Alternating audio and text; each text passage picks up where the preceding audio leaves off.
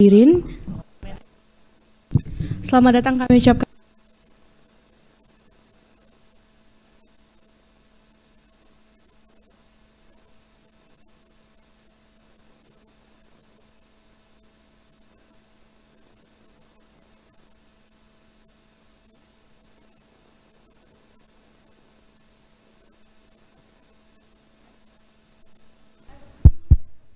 Cek satu.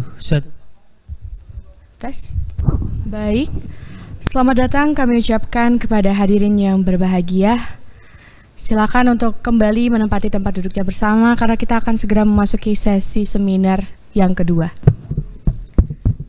Baik, karena waktu istirahat yang telah usai sehingga kita akan kembali melangkah ke agenda selanjutnya, yaitu seminar nasional sesi kedua yang akan dimoderatori oleh Bapak Taroman Pasha SHIMH. Sebelumnya saya izin membacakan CV singkat dari moderator.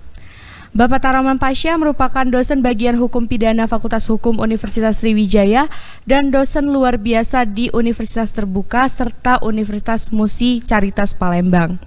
Beliau juga aktif menulis karya ilmiah dan buku-buku hukum sejak tahun 2015 dan 2022. Selain itu, beliau juga aktif sebagai pengurus di Asosiasi Pengacara Syariah Indonesia atau APSI. Kita sambut Bapak Taroman Pasha dan beri tepuk tangan yang meriah. Baik, kepada Bapak Taroman, waktu dan tempat kami persilakan.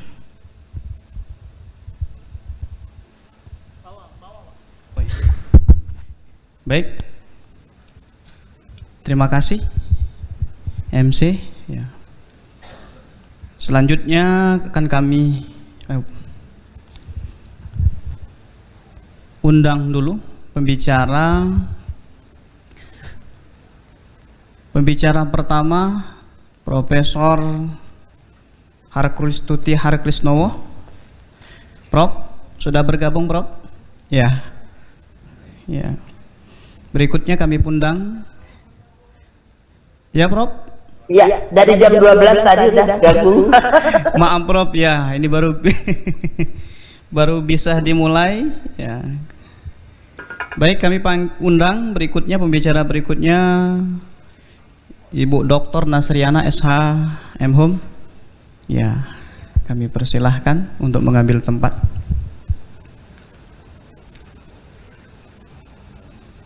Silahkan, ya. Baik, bismillahirrahmanirrahim. Assalamualaikum warahmatullahi wabarakatuh. Waalaikumsalam warahmatullahi wabarakatuh. Selamat siang dan salam sejahtera buat kita semua. Alhamdulillahirabbil alamin. Amma ba'd. Puji dan syukur kita panjatkan kehadirat Allah atas segala nikmat karunia-Nya sehingga pada siang hari ini kita masih bisa melanjutkan insyaallah diskusi seminar, ya, untuk sesi kedua. Kemudian sholawat seiring salam senantiasa terlimpah curahkan kepada junjungan Nabi besar Muhammad Sallallahu Alaihi Wasallam. Baik, Bapak Ibu hadirin, nah tadi lupa Bu Doktor, ya, ya Suras, ya Tini Fitriasi SHM Home, ya sudah ada. Baik Bapak Ibu hadirin, rekan-rekan mahasiswa yang hadir baik secara offline maupun online. Kita akan melanjutkan sesi seminar yang kedua, ya. Tadi pagi sudah ada 3 pembicara, ya. Dan hari ini yang kedua ini seharusnya juga ada 3 pembicara, ya. Tapi ada satu yang saat ini dalam keadaan kurang sehat, ya, Bu Dr. Heni Yuningsi SHMH. Kita doakan mudah-mudahan beliau cepat pulih, ya, dan cepat dapat beraktivitas kembali. Rekan-rekan sekalian, ya, seminar nasional yang kita laksanakan hari ini temanya adalah mengenal lebih dekat RKUHP. Senada dengan yang disampaikan oleh Ketua Bagian Pidana Hukum Fakultas Hukum Universitas Sriwijaya, Bapak Raden Muhammad Ihsan. Pagi tadi beliau mengatakan bahwa RKUHP ini sudah dirumuskan pada tahun 1963, ya, atau 1964 kira-kira seperti itu. Dan juga senada dengan apa yang disampaikan oleh Prof. Topo pagi tadi bahwa ada 13 menteri yang pernah merumuskan dan ikut andil dalam perumusan RKUHP, bahkan 7 presiden katanya. Artinya belum sampai hari ini belum rampung. Mudah-mudahan kita doakan dalam waktu dekat akan disahkan menjadi undang-undang, tidak hanya sekedar rancangan. Kita berharap, amin. Baik, pembicara pada sesi kedua ini pembicaranya luar biasa, ya. Yang kalau dikatakan rekam jejaknya luar biasa. Yang pertama yang pertama adalah Profesor Harkristuti Harkrisnowo, SHMA PhD, Guru Besar Universitas Sriwijaya, Universitas Indonesia. Iya. Ini bawa-bawa aja nih. Iya. Iya. Materi, maaf Prof ya. Materi yang akan beliau sampaikan nanti asas-asas hukum pidana dalam RKUHP, ya. Dan pembicara kedua Ibu Dr.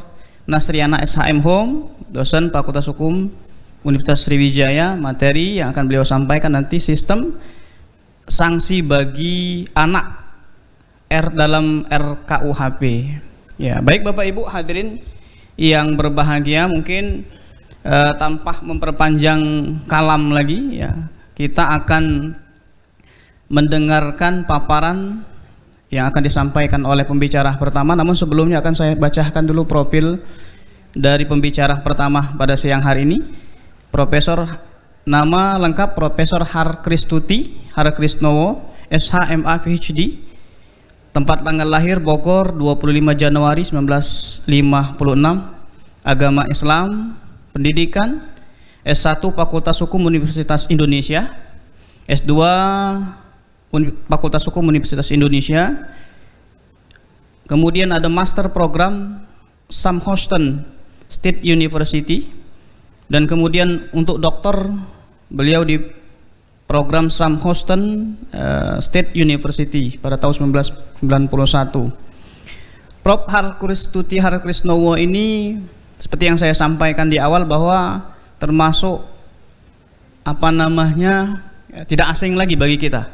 Bahkan beliau pernah ditawarkan, ya, oleh Pak Jokowi pada jilid kedua untuk menjadi Menteri Koordinator Bidang Kemaritiman dan Sumber Daya. Benar tidak Prof? Kira-kira Prof? Enggak ya. Kemudian itu media yang rame, bukan Pak Jokowi. Kemudian tapi beliau ini luar biasa juga. Kemarin pada sempat menjadi ini mungkin ada, tidak tahu ya, Prof yang tahu, mungkin ada sempat menjadi Direktur Dirjen Administrasi Hukum Umum, tapi dicopot oleh Prof Yasona Laili. Tapi begitu luar biasanya beliau, ya, 2 bulan kemudian ditarik oleh Pak Presiden untuk menjadi tim sel KPK. Wah, ini luar biasa. Tepuk tangan untuk pembicara pertama ini, ya. Mungkin tanpa memperpanjang waktu, silahkan kepada Profesor untuk menyampaikan materi pada hari ini. Waktunya Prof kurang lebih 15 menit Prof. Pada Profesor kami persilahkan, ya. 15 menit ya. Saya pikir 25 menit. 30. Baik, terima kasih Saudara Taroman. 30 menit Prof. Ya. 30. Ya, 30 menit Prof. Oke, terima kasih. Selamat siang Ibu Bas yang hormati. Selamat atas Dies Natalis FK Unsri yang ke-62. Kalau Fakultas Hukum UI kemarin yang ke-98. Ya, jadi kita yang dari Unsri. Assalamualaikum warahmatullahi wabarakatuh buat semuanya. Pada kesempatan ini saya boleh share screen ya. Silakan Prof. Ya.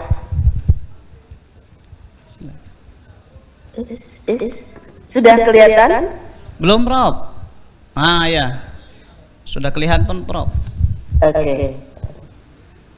Baik, terima kasih Saudara Roman. Jadi saudara-saudara, waktunya 30 menit, padahal 30 ini menit. kuliah 1 semester.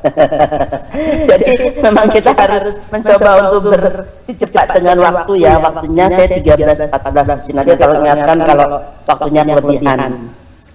Ya, Terima kasih tadi setelah teman-teman saya yang di tim RUKHP sudah juga memberikan materi. Ada Prof. Topo, ada Ibu Surastini yang pada hari Senin nanti kita akan rapat lagi membahas lebih jauh lagi tentang masukan-masukan publik mengenai RUKHP. Nah, hari ini saya memang harusnya bicara di awal ya, karena bicara tentang azas-azas hukum pidana dan RUKHP, tapi berhubung ada kegiatan yang lain maka saya minta digeser menjadi siang. Saya tidak perlu bicara mengenai sejarah dari KUHP, ya, akan tapi yang bisa saya sampaikan adalah KUHP kita umurnya sudah 104 tahun di Indonesia.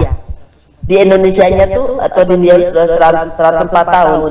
Tapi kalau ditambah dengan yang waktu di Belanda itu, ditambahnya adalah 18 plus 14 tambah 32 tahun.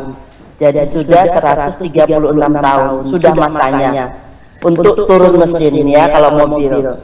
Sudah banyak juga perubahan-perubahan, baik penghapusan, baik penambahan, ataupun perubahan-perubahan istilah yang dilakukan melalui Undang-Undang 146 awalnya. Misi RUKHP mudah-mudahan tadi sudah disampaikan oleh Prof. Topo Santoso. Intinya adalah kita itu melakukan rekodifikasi terbuka, ya, karena kita tidak melakukan kodifikasi karena sudah ada dalam KUHP yang dibuat oleh Belanda, tapi kita terbuka dan terbatas. Terbuka maksudnya pada bab akhir dari RUKHP ini kita membuka ruang untuk tindak pidana tertentu, ya, dengan syarat-syarat tertentu juga yang nanti akan bisa memasukkan lagi tindak pidana lain selama memenuhi syarat.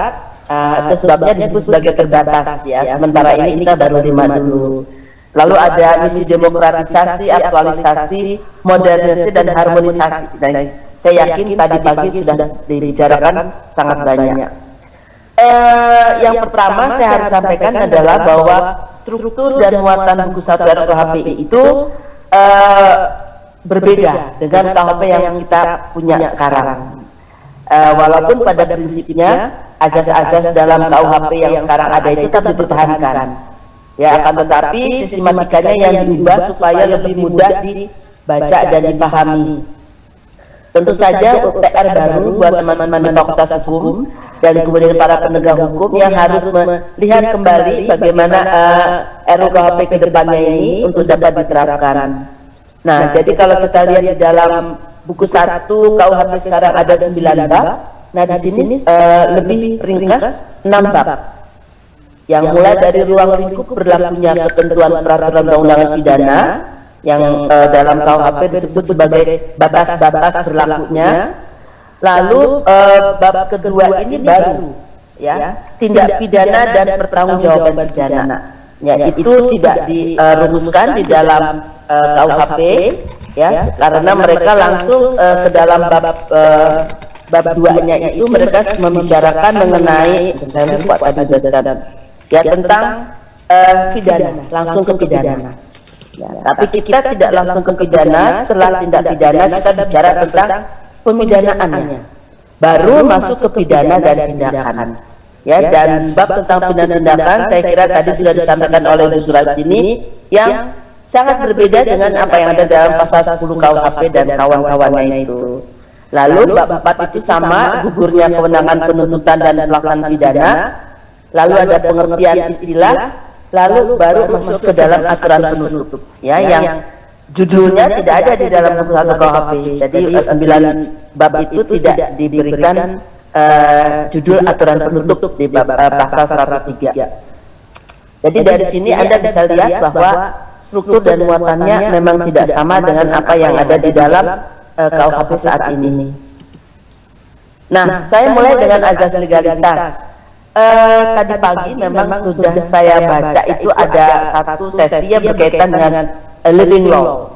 Nah, saya mau menegaskan sekali lagi bahwa pada dasarnya azas legalitas itu dengan yang berporos pada nulum delictum nulla punna sine praevia lege punali tetap dipertahankan. lex sertanya jelas, lex scriptanya jelas, lex strictanya jelas, lex temporis delictinya juga jelas ya. Jadi semua tetap dipertahankan.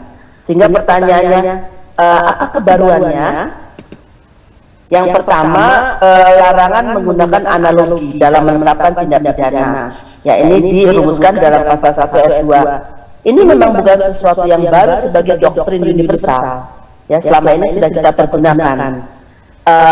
Walaupun memang nggak ada rumusan dalam KUHP, tapi doktrin itu kan tidak harus selalu dirumuskan dalam peraturan undang-undangan, karena sebagai azas itu biasanya adanya ada di luar. Nah, yang acap menjadi pertanyaan dan perdebatan di dalam masyarakat adalah tentang pengakuan atas hukum yang hidup dalam masyarakat. Ya, yang terakhir kemarin catatan dari teman-teman saya itu living law itu adalah hukum yang hidup. Ya, jadi kalau hukum yang hidup itu pertanyaannya apakah sama dengan hukum adat? Nah, ini perdebatan bisa panjang sekali.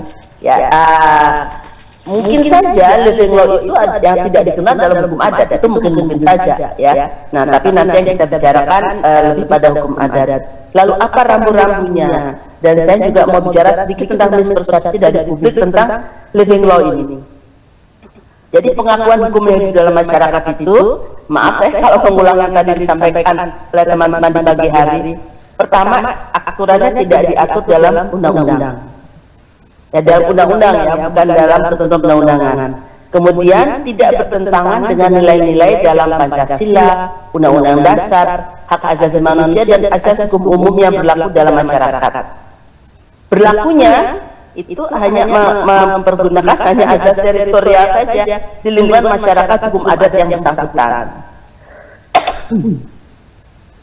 Sanksi yang diancamkan juga tidak boleh lebih dari sanksi denda kategori 2. Ya, dan saya ingin mengajak Anda melihat ketika kita bicara tentang peraturan undang-undangan, perda itu dimungkinkan untuk mengatur tentang tindak pidana di daerah-daerah dengan sanksinya pidana perampasan kemerdekaan berupa kurungan maksimal 6 bulan, denda maksimal 50 juta. Jadi penentuan 10 juta tentu saja jauh di bawah angka 50 juta. Ada yang berpendapat bahwa waduh, kalau gitu ini menghidupkan kembali peradilan adat yang ada di dalam Undang-Undang 151. Sama sekali tidak. Ya, akan tetapi apa yang dijadikan nilai itu tetap dipergunakan dan akan diterapkan dalam peraturan daerah berdasarkan hasil penelitian empiris di lapangan. Sehingga kalau ada peraturan daerah kan berarti dia tertulis lex stricta, lex scripta, lex sertanya masuk juga, sehingga tetap mempertahankan azas legalitas, khususnya nullum crimen sine lege, tidak ada tindak pidana tanpa aturan ya, dan tertulis di sini. Lalu apa yang menjadi mispersepsi publik selama ini? Yang ada adalah mereka memandang bahwa the living law yang kemarin diusulkan diganti dengan hukum adat saja, yang hidup dalam masyarakat itu dipandang sebagai pertama hukum tidak tertulis. Tentu saja bahaya kalau ada hukum tidak tertulis yang dijadikan dasar untuk melakukan proses peradilan pidana pada seseorang.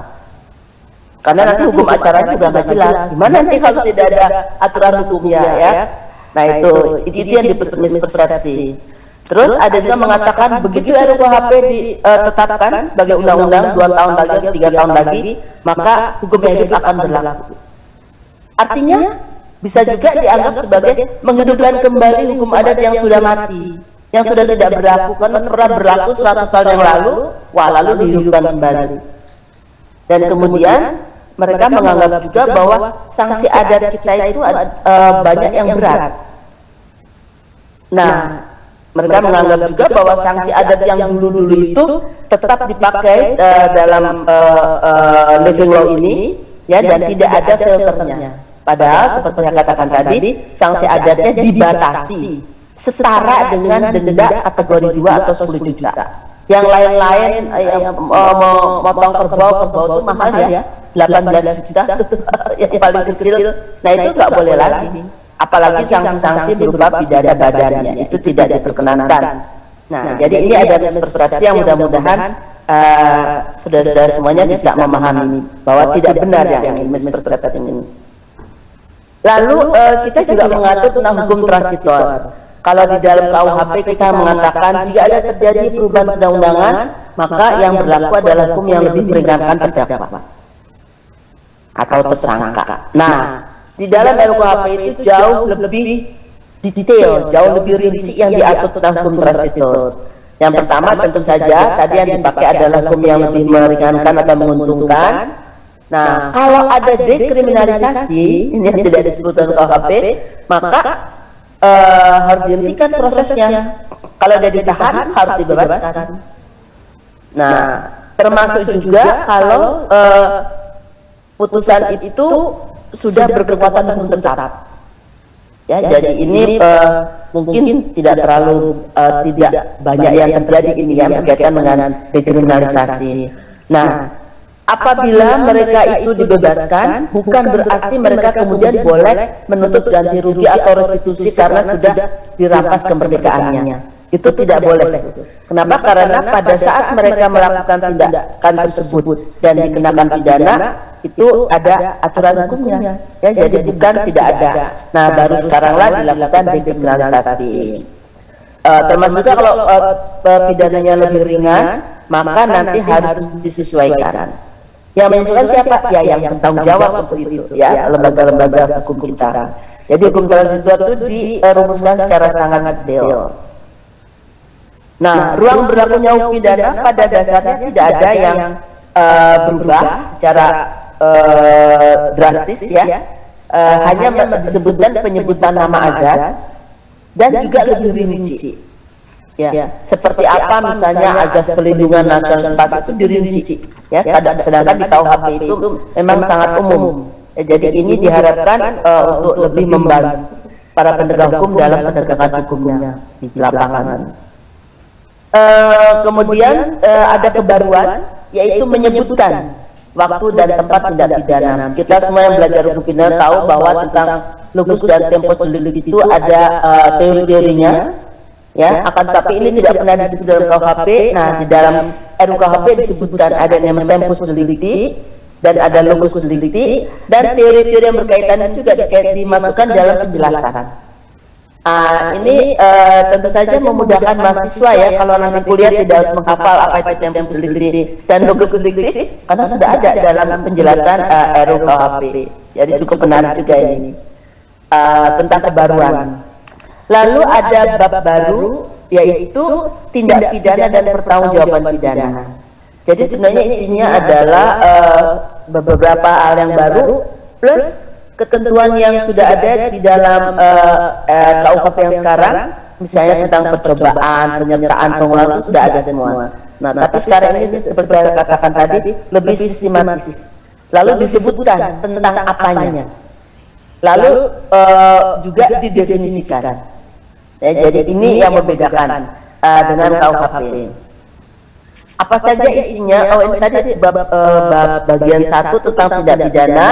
Lalu bagian 2 tentang pertanggungjawaban pidana. Ini juga hal baru yang tidak ada di dalam KUHP yang kita sekarang ini.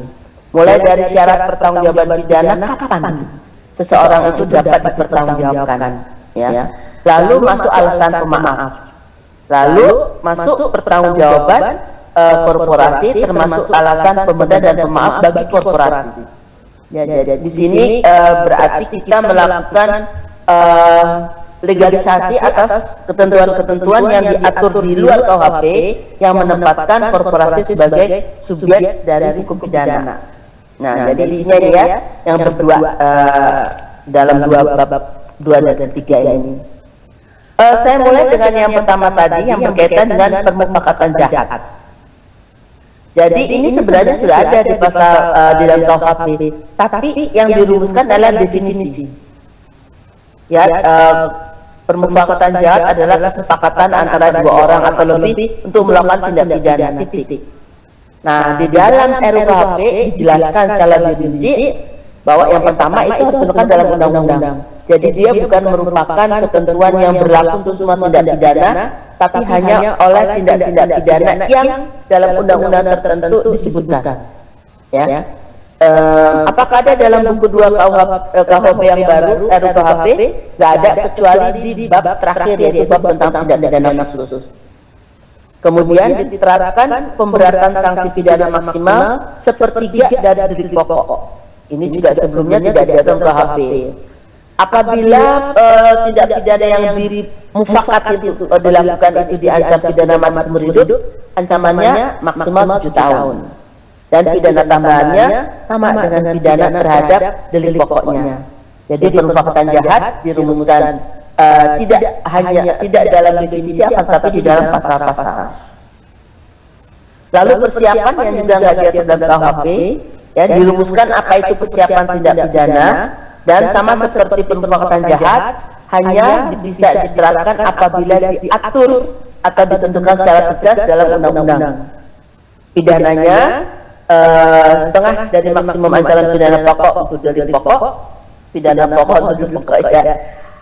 Kalau yang dilakukan persiapan untuk tindak pidana yang diancam pidana mati seumur hidup, maka pidananya maksimal 10 tahun. Ya tadi kalau persiapan 7 tahun. Lalu pidana tambahannya sama. Ya, jadi ini menunjukkan adanya isu yang baru diatur. Ya, tapi sekali lagi ini hanya berlaku untuk tindak-tindak pidana yang dipandang sangat serius. Percobaan tidak perlu saya terangkan, tentu saja semua sudah tahu percobaan yang tadinya dalam pasal 53 KUHP diatur. Ya, hanya di sini memang agak lebih rinci. Ya, kapan itu misalnya permulaan pelaksanaan itu diatur. Sedangkan yang lainnya itu tidak ada hal-hal yang berbeda dengan ketentuan pasal 53 KUHP. Lalu ada penyertaan.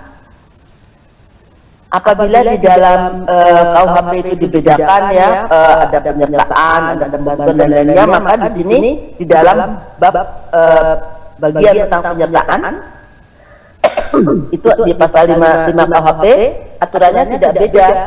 Ya, mereka yang melakukan atau pleasure, yang menyuruh melakukan good pleasure, yang turut melakukan made pleasure, dan mereka yang membujuk, yang menganjurkan, atau kalau Pak Andi Hamzah memakai kata memancing atau adlocker, yaitu dipidana dengan pidana yang sama.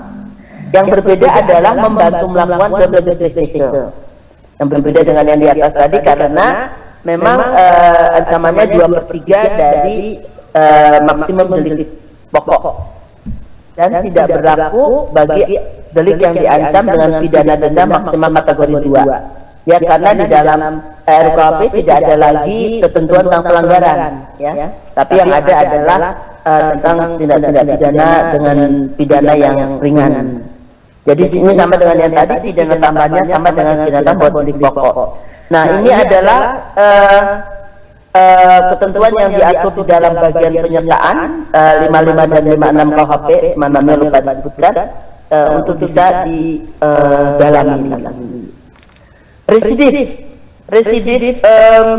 sudah ada di KUHP, hanya di sini kita tidak lagi mengenal atau mengatur mengenai residif khusus. Ya, jadi tindak pidananya tidak dibedakan antara kejahatan terhadap harta dan kejahatan terhadap nyawa, tidak, tapi semuanya. Siapapun yang melakukan pengulangan tindak pidana, ya setelah menjalani seluruh atau sebagian dari pidana pokoknya, lalu melakukan tindak pidana, maka mereka dinamakan sebagai residif. Ya, jadi residif umum, tidak lagi dikenal sebagai residif khusus. Dan kemudian termasuk yang di dalam ayat 1 itu adalah tidak pidana diancam dengan pidana minimum khusus penjara 4 tahun terlebih atau paling sedikit kategori 3. Nah, termasuk juga untuk penganiayaan, walaupun penganiayaan kita lihat ada di dalam pidana yang lebih ringan. Nggak ada khusus tentang delik aduan. Ya, jadi memang ini ketentuan yang diatur secara cukup rinci dalam pasal 72 sampai dengan 75 KUHP, ya, dan sekarang juga dikembalikan di dalam RUKHP, dan termasuk juga jika korban tindak pidana aduan belum berusia 16 tahun. Yang berhak mengadu adalah orang tua atau walinya. Beberapa teman di DPR dan juga LSM dan juga akademisi protes. Bukankah anak-anak itu baru anak-anak itu usia dewasanya 18 salah saya ya? Bukankah usia dewasa itu 18 tahun? Jadi harusnya mereka usianya dinaikin, bukan 16 lagi, tapi 18 tahun. Artinya, kalau seseorang mengalami viktimisasi usianya belum 18 tahun, maka dia harus yang harus mengadukan adalah orang tua atau walinya. Dia tidak punya hak. Dan menurut kami itu mengurangi hak-hak dari seorang anak. Ya, jadi kita tetap mengatakan bahwa usia 16 tahun adalah cut off age, batas untuk kapan seseorang itu dapat melakukan pengaduan sendiri. Tidak perlu harus orang tua atau walinya. Ya, jadi umur 16 tahun itu jauh lebih melindungi dan memberikan otonomi pada si korban. Ya, kalau 18 itu haknya pada orang tua atau walinya. Nah, kemudian ketentuan lain itu tidak ada yang beda dengan apa yang diatur di dalam pasal 72 sampai 75 KUHP. Lalu ada alasan pembenar. Apakah ada hal-hal baru? Nggak ada juga hal-hal baru. Kalau kita lihat, ya, dalam alasan pembenar, bedanya adalah di dalam KUHP itu tidak disebutkan secara tegas, ya, dalam satu paragraf atau bagian, di sini disebutkan secara tegas. Jadi pertama, yang untuk melaksanakan ketentuan peraturan undang-undangan, ya.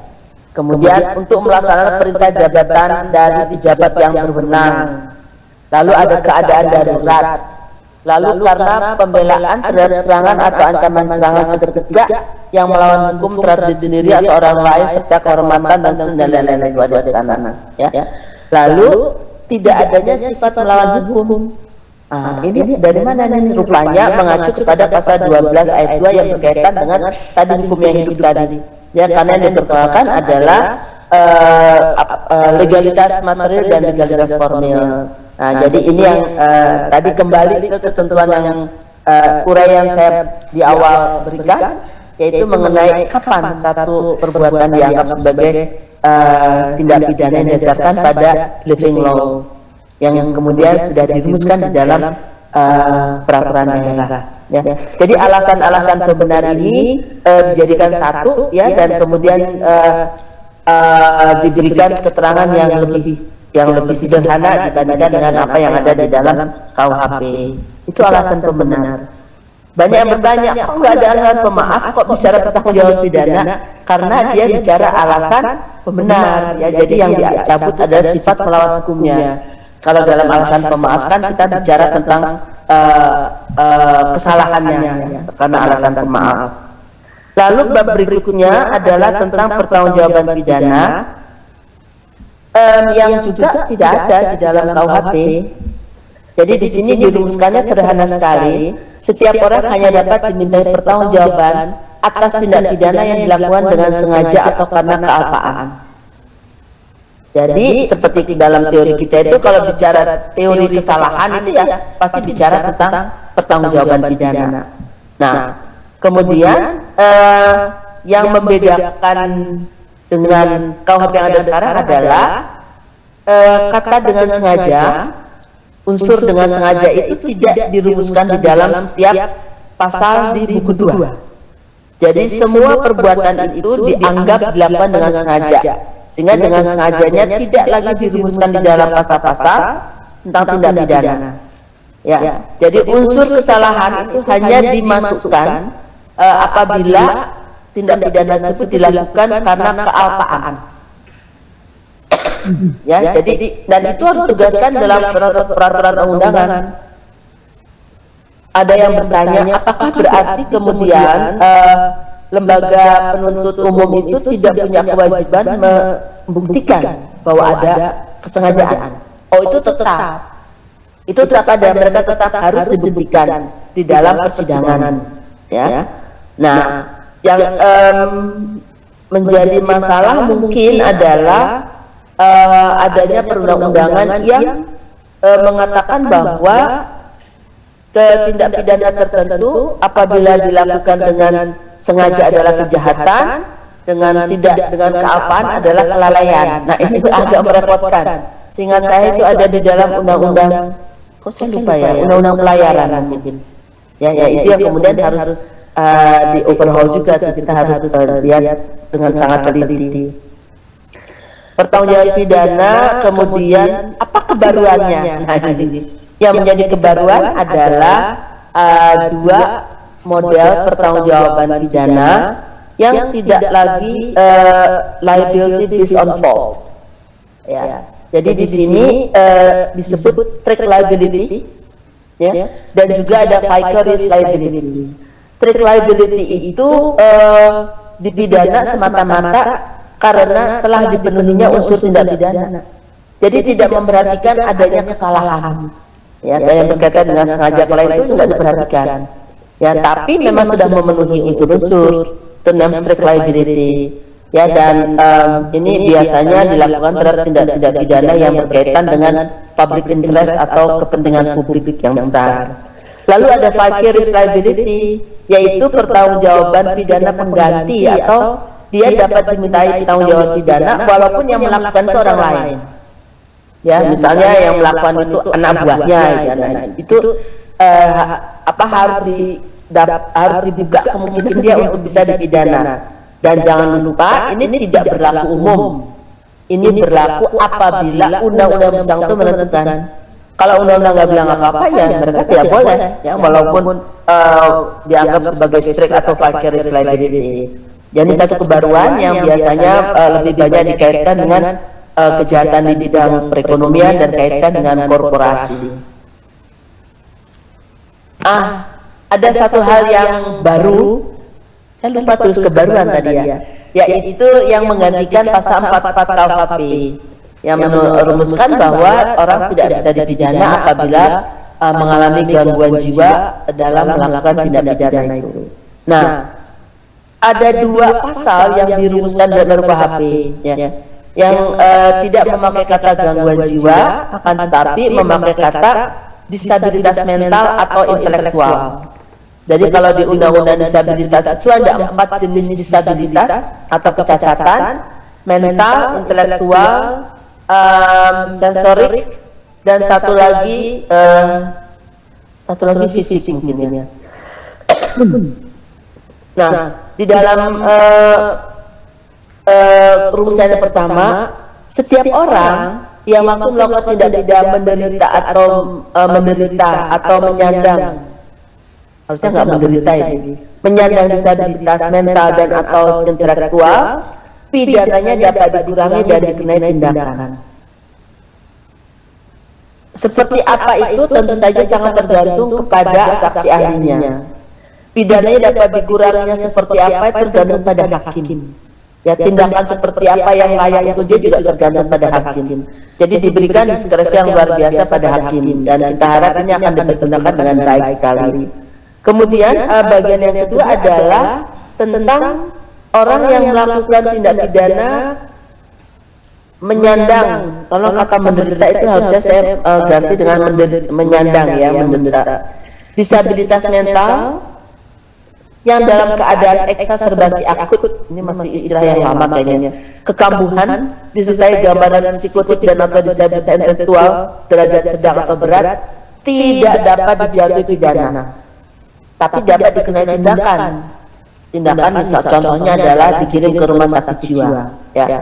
Jadi ini ada dua gradasi di dalam disabilitas mental atau intelektual. Yang satu itu hakim dapat menjatuhkan pidana tapi dikurangi, ya. Yang kedua adalah tidak dapat dijatuhi pidana tapi tindakannya boleh.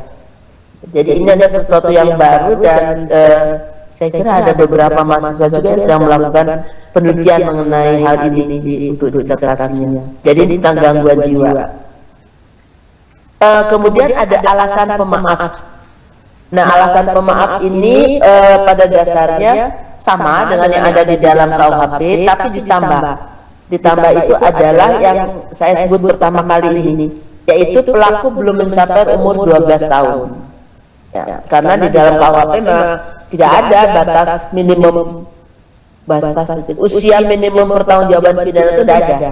Ya, tapi kita sudah punya dalam Undang-Undang STPA, dan ini yang kita copy and paste masuk ke dalam RUKHP. Jadi dia belum mencapai umur 12 tahun.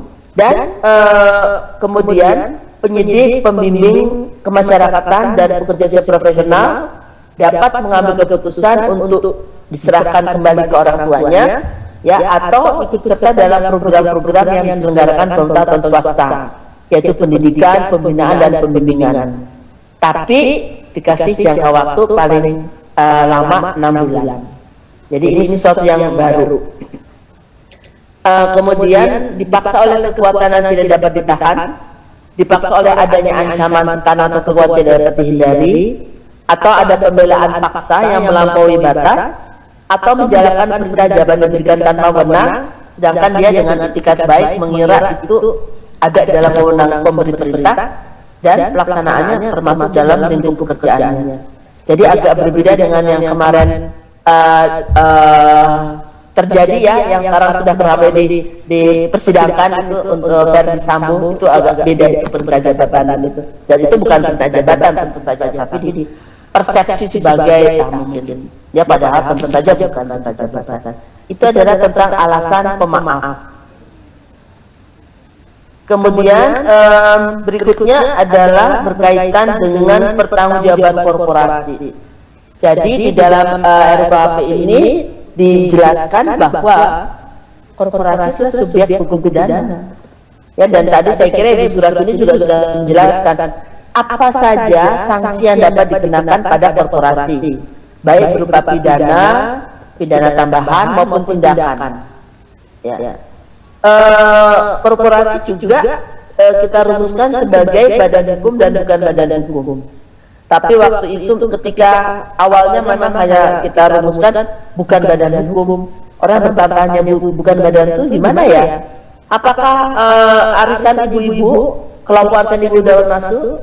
Apakah anak-anak yang masuk yang membuat perkumpulan sepak bola di kampung itu bisa masuk, gitu ya? Akhirnya kami rumuskan dan itu dijelaskan di dalam pasal tentang badan hukum dan bukan badan hukum.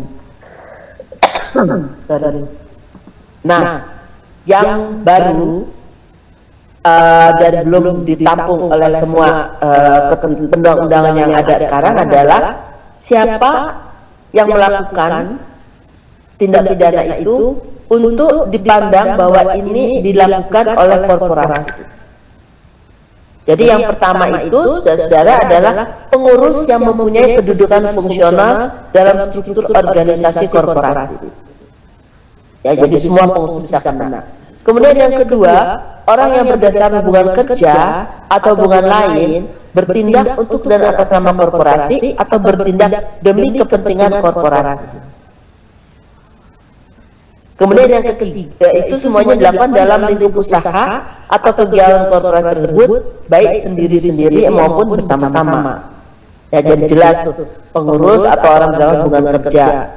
Lalu kami pertegas lagi dengan mengambil ketentuan yang ada di dalam peraturan atau surat dari Mahkamah Agung tentang korporasi itu, ya, plus kita minta pandangan dari para ahli-ahli, termasuk juga apabila pemberi perintah, pemegang kendali, pemilik manfaat, kita sebut sebagai beneficial owner dari korporasi yang berada di luar struktur organisasi. Ya, Anda masih ingat juga misalnya ada orang yang hakim MK itu supirnya jadi direktur di atas kertas tentu saja. Beli Mercedes, ya supir beli Mercedes, ini guru besar aja nggak bisa beli Mercedes, supir bisa beli Mercedes ya. Nah itu berada di luar, dia berada di organisasi, ya. Tapi dapat mengendalikan korporasi. Itu mereka bisa dianggap sebagai pelaku, ya, yang ini bertanggung jawab terhadap korporasi. Dan kemudian siapa yang dapat dipertanggungjawabkan? Oh, ini bagian terakhir. Yang dapat dipertanggungjawabkan itu ini menjadi perdebatan juga. Mungkinkah dalam satu tindak pidana itu yang dipertanggungjawabkan ada dua, korporasi dan seseorang lainnya lagi, individu, ya. Ini menjadi perdebatan yang membuat saya layak diperbincangkan juga. Sorry. Jadi selain korporasi adalah yang tadi saya sudah sebutkan, pengurus yang punya kedudukan fungsional. kok dipertanggungjawabkan, P-nya hilang ya. Maaf ya, tadinya kok bisa hilang. Ini pasti sambil tidur. Ya, kemudian pemberi perintah. Dan pemberi perintah ini, pemberi perintah, pemegang kendali dan manfaat ini pada umumnya ada di luar struktur korporasi. Ya, akan tetapi ini mereka dapat, menurut KUHP sekarang, dapat dipertanggungjawabkan atau dapat dikenakan pidana atas tindakan yang dilakukan. Dan yang dapat dipertanggungjawabkan itu bisa dua-duanya, korporasi dan individu-individu ini. Ya, jadi yang memang belum dibutuhkan adalah apabila mereka mengakibatkan kerugian negara 1 miliar, apakah ditanggung renteng, apa masing-masing 1 miliar. Nah, itu kita bicarakan. Itu nanti kita serahkan pada hakim. Jadi ini yang menurut saya azas-azas penting yang perlu kita dalami, dan ini akan menjadi bagian dari bahan perkuliahan hukum pidana mulai tahun depan. Ya, jadi teman-teman juga kita harus sama-sama mendalami apa yang dapat kita berikan kepada mahasiswa. Ya. Itu Pak Taroman. Ya, terima kasih. Bila taufiq wal hidayah. Wassalamualaikum warahmatullahi wabarakatuh. Waalaikumsalam warahmatullahi wabarakatuh. Terima kasih Prof. Ya, walaupun dalam keadaan batuk-batuk tapi semangatnya luar biasa. Iya. Terima kasih Prof untuk pencerahannya luar biasa. Tadi banyak kebaruan-kebaruan yang kita temukan. Termasuk misalnya kita bicara tentang hukum adat dan living law, ya itu kan ada pembahasan terkait dengan itu, karena di Sumatera Selatan Prof ada namanya tepung tawar. Nah, istilah tepung tawar itu berkaitan dengan apa namanya hukum adat, atau ya mungkin ada kaitan juga dengan living law ya. Baik, berikutnya kita langsung masuk ke pembicara kedua, Bu Dr. Haja Nasriana SHM Home. Ya, saya bacakan CV beliau. Kemudian riwayat pendidikan S1 Universitas Sriwijaya, Fakultas Hukum Universitas Sriwijaya, S2 Fakultas Hukum Universitas Diponegoro, kemudian S3-nya Fakultas Hukum Universitas Sriwijaya. Kalau kita lihat apa namanya pengalaman tugas ini luar biasa. Pengalaman penelitian juga kalau dibacakan tidak selesai sampai subuh nih. Iya, saking banyaknya. Apalagi Prof apa namanya Tuti tadi luar biasa. Tapi ini ada beberapa buku yang pernah dipublikasi pada tahun 2014. Ada buku tentang perlindungan hukum pidana bagi anak di Indonesia yang menjadi bahasan ya Bu Nas hari ini ya, terkait dengan pidana anak juga. Dan kemudian ada tahun 2021 hukum penitensiar. Kepada Bu Dr. Nasriana kami persilahkan. Ya.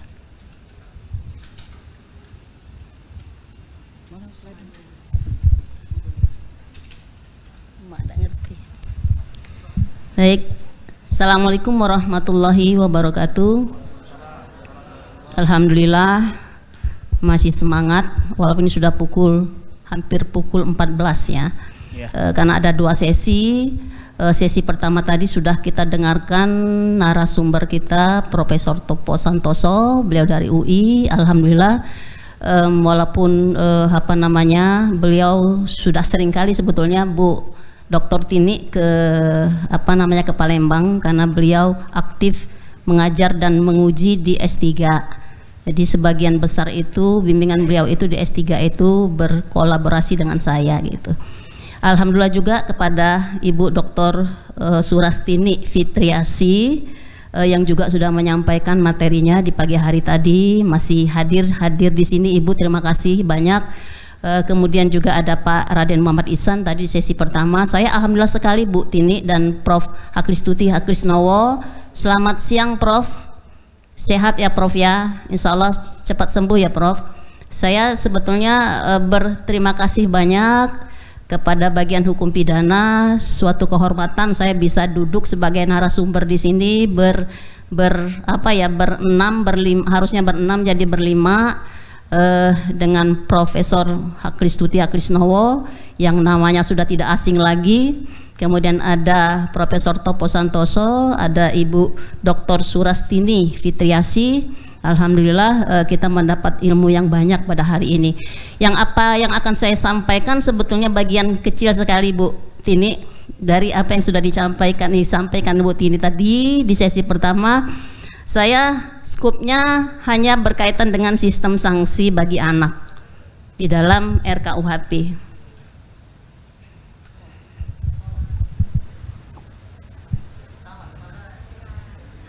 Nah ini Pak Ican keluar lagi nih kayaknya, hobi sama sejarah. Oke.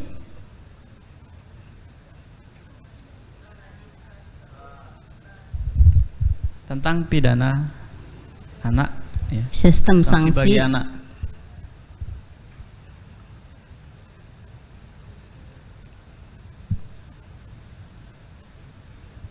Ini operatornya ganti nih Bu Tini, bukan yang pagi tadi. Sepertinya capek yang pagi tadi. Ini Pak Muji, ini bagian yang siang mungkin. Sebentar, maaf ya, kita tunggu. Ya. Baik. Silakan. Ya, ini judul saya. Jadi saya mengambil skop kecil dari apa yang sudah disampaikan oleh Dr. Tini. Karena memang keseharian saya itu adalah hukum pidana anak, Prof. Jadi memang ada buku saya itu dari Raja Grafindo tentang hukum pidana anak atau perlindungan hukum pidana anak. Lanjut. Di dalam sistem sanksi itu memang sudah disampaikan oleh Prof. Tini tadi, kita berkaitan dengan 3 hal ya. Straf shot atau material shot kalau kita berkaitan dengan tindakan, kemudian ada straf mat gitu ya. Material mat ukuran penjatuhan sanksi, apakah itu sanksi pidana atau itu sanksi tindakan. Kemudian straf modus atau material modus. Jadi kalau kita bicara straf shot atau material shot, ini adalah berkaitan dengan jenis sanksi ya. Straf stelsel itu berkaitan dengan sanksi pidana, tapi kalau kita bicara material stelsel itu berkaitan dengan sanksi tindakan. Nah, menarik sebetulnya apa yang di dalam RKUHP itu ada beberapa hal yang saya catat. Silakan. Next. Tadi sudah disampaikan oleh Prof. Hakristuti Hakrisnowo. Di sana disampaikan bahwa anak adalah seorang yang belum berumur 18 tahun. Itu ada di dalam pasal 150. Nah, beliau mengatakan bahwa itu copy paste dari apa yang ada di dalam Undang-Undang Sistem Peradilan Pidana Anak. Tapi sebetulnya kalau kita bicara copy paste, harusnya juga mencantumkan, harusnya dalam tanda kutip ini menjadi perhatian juga sebetulnya, kita juga mencantumkan minimumnya gitu. Jadi ada minimum yang itu juga bisa dicantumkan di dalam RKUHP sebagai dasar bahwa sebetulnya kalau tidak dicantumkan minimumnya dalam konteks pertanggungjawaban pidana, itu sama halnya kalau kita bicara di dalam KUHP dulu ya. Jadi kalau KUHP sekarang pasal 45 itu kan memang dicantumkan sebelum 16 tahun. Nah, pada akhirnya di tingkat aplikasi itu berdampak besar bahwa bisa saja anak usia 5 tahun melakukan tindak pidana gitu. Usia 6 tahun melakukan tindak pidana. Sehingga dalam sejarah hukumnya bahwa munculnya Undang-Undang Nomor 3 tahun 1997 itu memberikan batasan usia minimal terhadap anak dalam pertanggungjawaban pidana. Walaupun di dalam pasal selanjutnya dinyatakan bahwa anak tidak bisa dipertanggungjawabkan dalam usia 12 tahun. Artinya secara eksplisit itu tidak diatur di dalam batasan tentang anak, tapi implisit itu ada diatur di dalam pasal yang lainnya yang mengatur bahwa terhadap keadaan tertentu usia 12 tahun anak tidak bisa dimintakan tanggung jawab pidana. Jadi menurut saya mungkin karena ini copy paste juga copy paste yang ada di dalam Undang-Undang SPPA. Itu yang pertama. Yang kedua, bahwa kalau kita kembalikan ke sejarah, Undang-Undang 3 1997 tentang pengadilan anak itu mencantumkan adalah selain batasan minimal 8 tahun sampai menjelang 18 tahun ada kalimat kumulatif dan belum menikah. Nah, kata dan belum menikah itu kemudian setelah ada perbaikan, bukan perbaikan tapi penggantian Undang-Undang 11 tahun 2012 tentang sistem peradilan pidana anak, kata dan belum menikahnya itu menjadi hapus. Padahal di tingkat aplikasi itu ternyata sangat berpengaruh. Jadi sebetulnya apa yang dituliskan sebelumnya, rumusan tentang anak yang berusia 8 sampai menjelang 18 tahun dan belum menikah, kata dan belum menikah itu sebetulnya urgen untuk juga dicantumkan karena itu berimplikasi kepada tahap aplikasinya. Nah, itu yang seringkali kami lakukan debat ya kalau di kelas gitu ya. Kenapa dalam bagian-bagian tertentu parsial mereka menyatakan bahwa ketika seorang anak usia 16 tahun yang harusnya menurut Undang-Undang 11 2012 itu yang sudah menikah ya, menurut Undang-Undang 11 2012 itu tidak bisa disidang anak, tapi kenyataannya bisa tetap dilakukan sidang anak. Ya, jadi ada ketentuan parsial di situ. Nah, artinya bahwa di dalam RKUHP ini kalau itu copy paste mungkin ya Ibu Dr. Tini yang memang bagian dari tim gitu ya, bisa menjadi masukan bahwa ada usia minimal dan ada kata dan belum menikahnya. Apapun itu rumusannya, dan belum kawin gitu, silakan aja. Karena ketika sejarahnya Undang-Undang 11 2012 menggantikan Undang-Undang 397 bahwa sebetulnya itu sudah disuarakan oleh partai, terutama PKS waktu itu ya, bahwa harusnya mencantumkan dan belum menikah. Tapi ketika dia terbit, kalimat itu menjadi hilang gitu, dan itu berimplikasi kepada aplikatifnya gitu. Nah, kemudian dalam RKUHP diatur dalam bagian ketiga tentang diversi tindakan dan pidana bagi anak. Jadi dia diatur dalam bagian ketiga. Tapi di sana judulnya adalah tentang diversi, tentang tindakan dan tentang pidana. Nah, ini juga nanti bisa kita bicarakan lebih jauh ya. Kemudian hanya mengatur tentang 6 pasal saja. Jadi mulai dari pasal 112 sampai pasal 117. Pasal yang pertama, pasal 1112 itu merumuskan tentang diversi. Ya, itu sebetulnya copy paste juga apa yang ada dalam Undang-Undang Sistem Peradilan Pidana. Mungkin nanti Dr. Tini mungkin itu maksudnya ketika KUHP menjadi ius constitutum, menjadi hukum yang ada yang diberlakukan, tetap memberlakukan Undang-Undang SPPA mungkin, atau ada apapun dilakukan untuk perubahan, mungkin begitu ya. Baik, kemudian seperti yang disampaikan juga bahwa secara tegas mengatur tentang sanksi tindakan. Ya, selain ada sanksi pidana, mengatur tentang sanksi tindakan yang itu dalam teorinya disebut dengan double track system. Jadi kalau kita bicara sistem sanksi dalam hukum positif Indonesia, sebelum di dalam Undang-Undang 397 itu secara eksplisit sudah diatur tentang sanksi pidana dan sanksi tindakan, dan juga dalam Undang-Undang Nomor 11 Tahun 2012, dan itu kemudian dimasukkan juga di dalam RKUHP. Nah, menarik ini karena double track system itu menunjukkan bahwa sudah ada pengaruh yang besar dalam paradigma para legislator bahwa sebetulnya aliran-aliran positif yang itu mengutamakan azas individualisasi pidana, bahwa sebetulnya seorang anak itu harus diperlakukan beda dengan orang dewasa, maka itu diaturlah yang namanya sanksi tindakan. Nah, itu kemudian dirumuskan di dalam RKUHP. Next, silakan. Nah, sebetulnya memang dalam sejarahnya tidak ada perbedaan yang jelas gitu ya secara teoritis antara pidana dan tindakan gitu ya dalam praktisnya gitu. Tapi dalam sisi ide dasarnya sebetulnya ada perbedaan yang mendasar antara sanksi pidana penal system itu atau Strafstelsel itu dengan sanksi tindakan. Nah, bisa kita lihat dari ide dasarnya ya. Kalau kita bicara retributive justice itu berarti kita bicara tentang penal, tentang pidana. Karena semata-mata dia membalas apa yang dilakukan oleh seseorang. Jadi ketika seorang melakukan tindak pidana, maka orang itu harus dibalas gitu. Walaupun kemudian ada perkembangan aliran neoklasik ya. Kalau itu aliran klasik yang memang ciri khasnya adalah ciri khasnya adalah retributive justice. Jadi pertanyaan dasarnya itu mengapa ada pemidanaan? Karena dia melakukan perbuatan. Jadi sebab akibatnya di sana. Tapi ketika kita bicara sanksi tindakan, pertanyaan dasarnya menjadi berubah gitu. Untuk apa dijatuhkan sanksi? Jadi ada tujuan ya, ada tujuan penjatuhan sanksi. Bahwa tujuan penjatuhan sanksi dalam sanksi tindakan itu adalah memperbaiki, adalah merehabilitasi gitu ya kan, adalah mendidik gitu. Beda dengan pidana. Kalau pidana membalas gitu. Nah, yang bisa kita bedakan lebih real lagi ini terkait dengan filsafatnya, dasar filsafatnya. Kalau kita bicara sanksi pidana, Strafstelsel itu filsafatnya adalah indeterminisme. Mungkin saudara-saudara sudah paham ya, yang dari basicnya Fakultas Hukum S1 gitu ya. Yang disebut dengan indeterminisme itu menyatakan bahwa ada kebebasan kehendak. Ketika seorang melakukan bebas untuk berkehendak gitu ya, melakukan sesuatu perbuatan pidana, maka secara otomatis orang itu bisa dijatuhkan sanksi pidana. Jadi kebebasan kehendak itu atau free will itu menjadi poin penting kalau kita bicara tentang indeterminisme, dan itu adalah dasar dari sanksi pidana gitu ya. Di sisi lain filsafatnya adalah determinisme, bahwa seorang melakukan tindak pidana itu bukan karena kebebasan kehendak.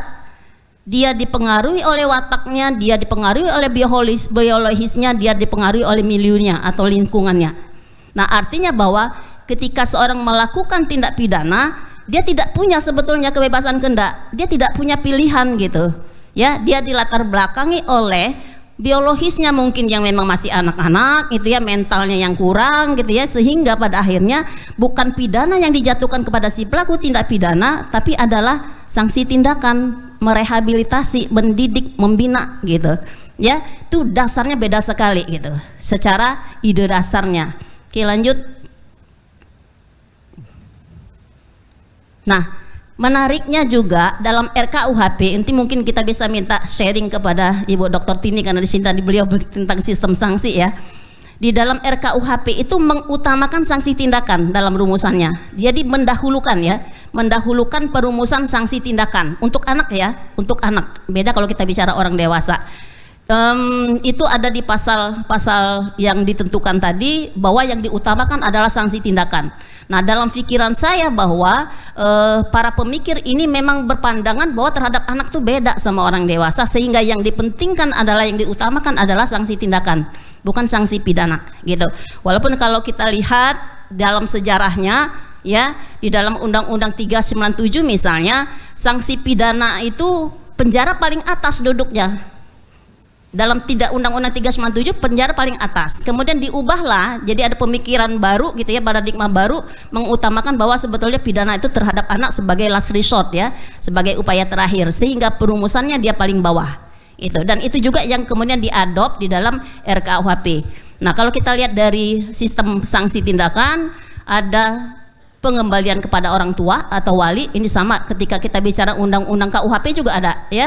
Kemudian penyerahan kepada seseorang, kemudian ada perawatan di rumah sakit jiwa, perawatan di lembaga, ada kewajiban mengikuti pendidikan formal dan atau pelatihan yang diadakan oleh pemerintah atau badan swasta, atau pencabutan surat izin mengemudi, itu tindakan ya. Atau kemudian perbaikan akibat tindak pidana ya. Kemudian RKUHP mengatur bahwa dari A sampai F itu ditentukanlah strafmatnya gitu ya, bahwa sebetulnya itu di dalam rentang 1 tahun ya kalau nggak salah ya. Oke, silakan lanjut. Nah, ini yang saya bilang sanksi pidana. Jadi sanksi tindakan itu diutamakan, didahulukan penulisannya dalam RKUHP, sanksi pidana itu di bawahnya ya. Nah, ini adalah jenis-jenis sanksi pidana yang itu memang mengcopy paste di dalam Undang-Undang 11 2012 tentang sistem peradilan pidana anak. Yang jelas bahwa dalam sejarah hukumnya ya Bu, dalam sejarahnya bahwa saya pernah menulis sebetulnya ini adalah jenis sanksi pidana pokok. Kalau dulu ada yang namanya pidana kurungan masih ya Bu ya, ada pidana denda untuk anak gitu ya, ada pidana tutupan. Nah, ini kemudian langsung mengcopy paste dalam Undang-Undang 11 2012. Oke, silakan. Saya nggak banyak waktu kali ya, sebentar aja. Nah, ini hanya sekedar apa namanya ya, memberikan sisi empirikalnya bahwa sebetulnya kalau kita bicara dalam pemahaman kita tentang anak sebagai pelaku tindak pidana, yang diutamakan itu adalah sanksi-sanksi yang bukan sanksi pidana. Makanya last resort itu adalah azas yang paling mendasar kalau kita bicara tentang anak gitu. Nah, kemudian kalau kita lihat dari bahwa sanksi pidana itu sebagai sanksi yang paling akhir, tentu itu menunjukkan bahwa ada sanksi lain yang lebih tepat untuk anak. Dan kalau kita lihat dari sisi empirikalnya, kita masih banyak sebetulnya, banyak sekali kasus-kasus yang itu tetap dijatuhkan sanksi pidana terhadap anak. Contohnya kalau kita bicara LPKA Palembang ya, ini saya ambil kemarin ya, tanggal 27 Oktober 2022.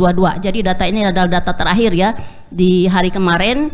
Jadi LPKA itu huniannya adalah 265 orang. Walaupun kalau kita lihat dari sisi hunian, ya LPKA itu dia punya apa namanya, punya kuota, bahasa kuota dalam tanda kutip ya, 500 orang. Dan sekarang dengan berlakunya Undang-Undang 11 2012 itu sangat jauh sekali, dan itu menunjukkan bahwa ada keberhasilan sebetulnya dari struktur peradilan pidana anak, bahwa mereka sudah memahami sebetulnya sanksi pidana penjara itu bagi anak itu adalah yang paling belakang gitu. Jadi ada penurunan hunian ya kalau kita bicara LPKA. Tapi juga menjadi perhatian, ternyata di LPKA itu tindak pidana yang paling banyak itu adalah pencurian. Oke, ya, pencurian. Jadi kalau kita bicara pencurian ini ada pasal 362, ada pasal 363, ada pasal 365 gitu ya. Nah, dalam pasal 362 itu kan ancaman sanksinya 5 tahun. Ya, seringkali itu mungkin berhasil dilakukan diversi kalau kita bicara Undang-Undang 11 2012. Tapi kemudian kalau kita bicara misalnya 363 yang ancamannya 7 tahun, dia berbatasan dengan syarat untuk melakukan diversi gitu. Itu menjadi poin juga sebetulnya. Bagaimana bagaimana legislator itu menentukan 7 tahun itu yang sebetulnya berbatasan dengan syarat-syarat untuk melakukan diversi, sehingga itu menjadi tahap aplikasinya menjadi berdampak gitu, sehingga seringkali si aparat penegak hukum ini bingung mau dilakukan diversi apa enggak, padahal kan berbatasan tuh 7 tahun. Nah, itu juga menjadi poin-poin yang bisa kita perhatikan bersama untuk diskusi bersama ya. Kemudian pencurian 365, oke. Memang Bu Tini, ini kemarin pagi tadi juga saya sudah membaca juga kasus anak-anak Palembang ini juga banyak melakukan, bahasanya sini perampokan ya. Jadi 365 gitu ya. Pasal 365 itu memang banyak sekali terutama di daerah-daerah Bu Tini. Jadi memang betul-betul karena LPKA Palembang ini adalah wilayahnya Sumsel, jadi mereka bisa sehingga mungkin diversi itu memang nggak menjadi syarat untuk dilakukan diversi ya. Oke, kemudian itu yang dibilangkan perampokan tadi. Nah, narkotika itu tinggi. Pertanyaan kita, apakah memang anak-anak yang melakukan penyalahgunaan narkotika, apakah dia penyalahguna, apakah dia pasal 112, pasal 114 gitu ya, silakan aja nanti bisa dipelajari. Apakah memang mereka susah untuk dilakukan diversi gitu ya kan?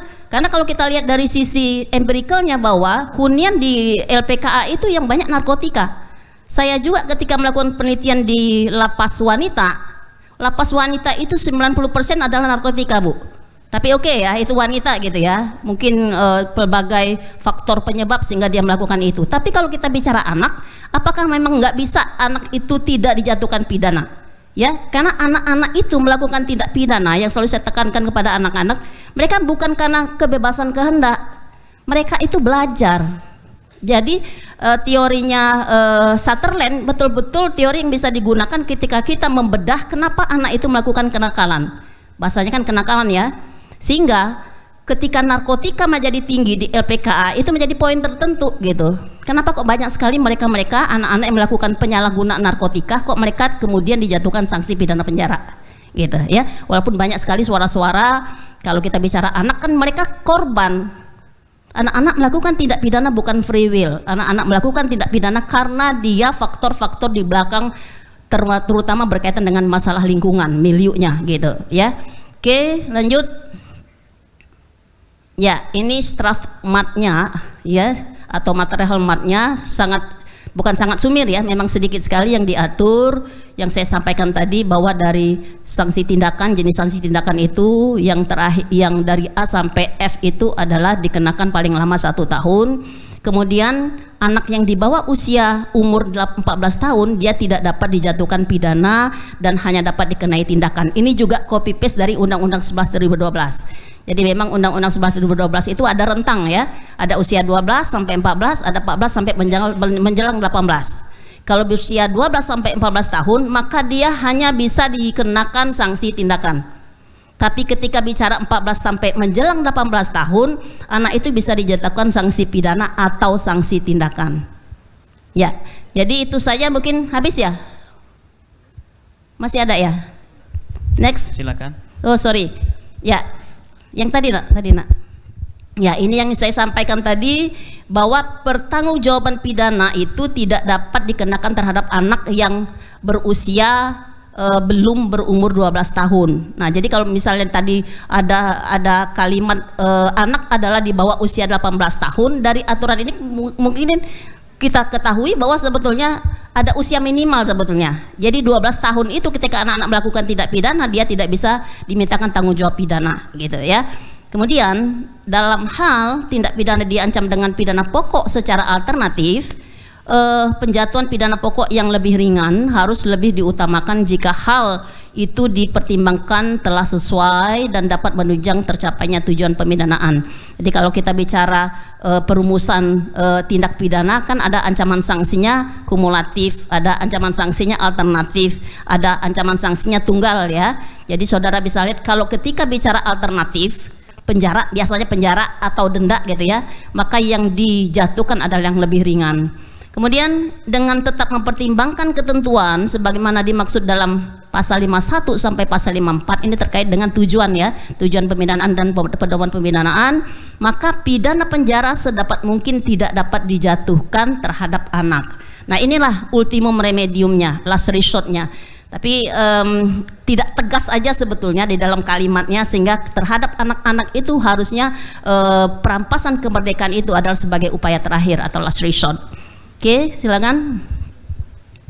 Oke, ini mungkin Bu Tini, kalau saya baca terakhir di dalam pasal 117 itu ketentuan mengenai diversi tindakan dan pidana sebagaimana dimaksud pasal 112 sampai dengan pasal 16 dilaksanakan sesuai dengan ketentuan peraturan perundang-undangan. Jadi mungkin nanti ada aturan khususnya. Hanya saja menurut saya pasal 117 itu sudah menuliskan diversi.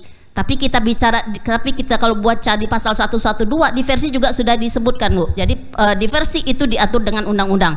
Tapi kemudian diulangi lagi di dalam pasal 117. Itu saja mungkin dari saya. Terima kasih, singkat saja, mungkin hanya berapa menit tuh ya. Terima kasih, mohon maaf. Assalamualaikum warahmatullahi wabarakatuh. Ya, Waalaikumsalam warahmatullahi wabarakatuh. Terima kasih Bu Dr. Haja Nasriana SHM Home untuk materinya tadi tentang sistem sanksi bagi anak dalam RKUHP. Ini sebenarnya menarik betul ya. Karena hari ini anak-anak tuh kalau kita amati ya, yang sering tawuran anak-anak, ya kan?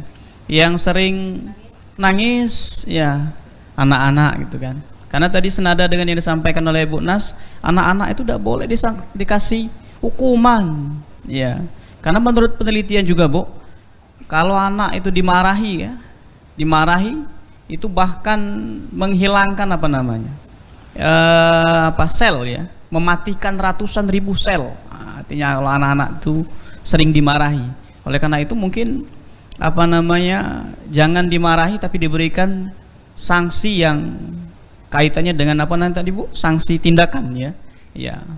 Mungkin itu ya untuk lebih lebih meriahnya diskusi kita siang hari ini, atau lebih semangatnya, kita persilahkan kepada rekan-rekan mahasiswa ya, baik yang masih offline atau online ya.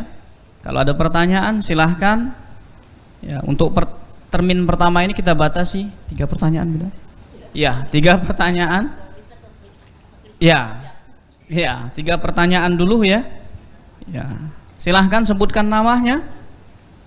Ya, kalau ini kan ada mahasiswa dari pertukaran pelajar juga, kalau mau bertanya silahkan sebutkan dari mana, nama dan universitasnya dari mana. Silahkan. Assalamualaikum warahmatullahi wabarakatuh. Waalaikumsalam warahmatullahi wabarakatuh. Nama saya Saidi, saya dari program S1 mahasiswa semester 7. Jadi saya pernah berdiskusi dengan Prof. Jimli sebelumnya di MKD DPR RI, karena di MKD waktu itu kita membahas tentang etik untuk anggota dewan.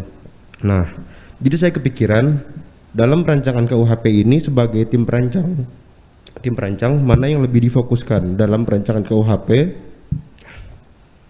untuk dalam mana yang lebih difokuskan dalam perancangan KUHP. Coba ininya sebentar Mas, ini dibuka nggak jelas suaranya. Iya, ininya mic-nya boleh dipegang. Atau turun boleh. Iya. Nah,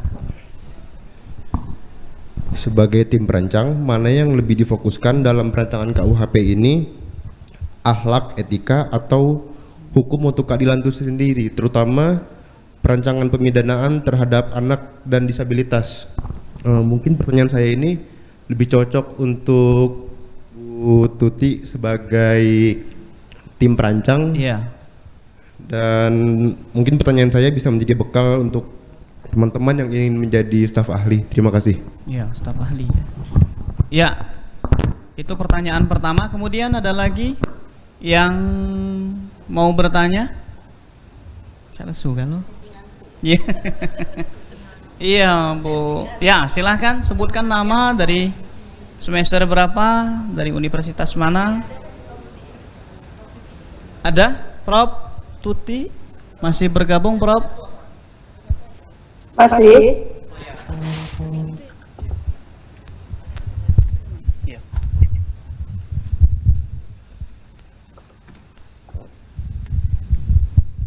Ya, silakan sebutkan namanya dari. Perkenalkan Bunda sama Prof Tuti, nama saya Novitalia, saya dari BKU Kenegaraan angkatan 2021, Magister Hukum. Tentang RUU KUHP ini, bahwasanya setelah saya baca sepintas secara keseluruhan, bahwasanya di RUU KUHP ini tidak memuat tentang pasal pemidanaan penyimpangan gender. Jadi di sini bahwasanya terhadap penyimpangan gender ini, kalau kita analogikan dalam fitrah manusia, bahwasanya sebuah penyakit kayak gitu, sebuah penyakit yang saat ini bahwasanya para transgender dan sebagainya itu sangat mengganggu publik.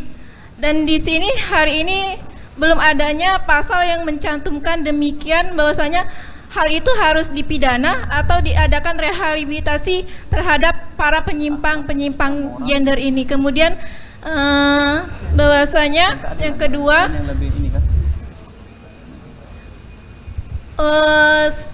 saya berpandangan dalam hal sanksi terhadap berbagai tindak pidana yang dilakukan, di penjelasannya bahwasanya di sini tidak mengurangi hukuman untuk penjara, namun lebih mengedepankan sanksi untuk denda. Nah, di sini bahwasanya kurang berkeadilan terhadap orang-orang yang mempunyai nilai kekayaan yang lebih.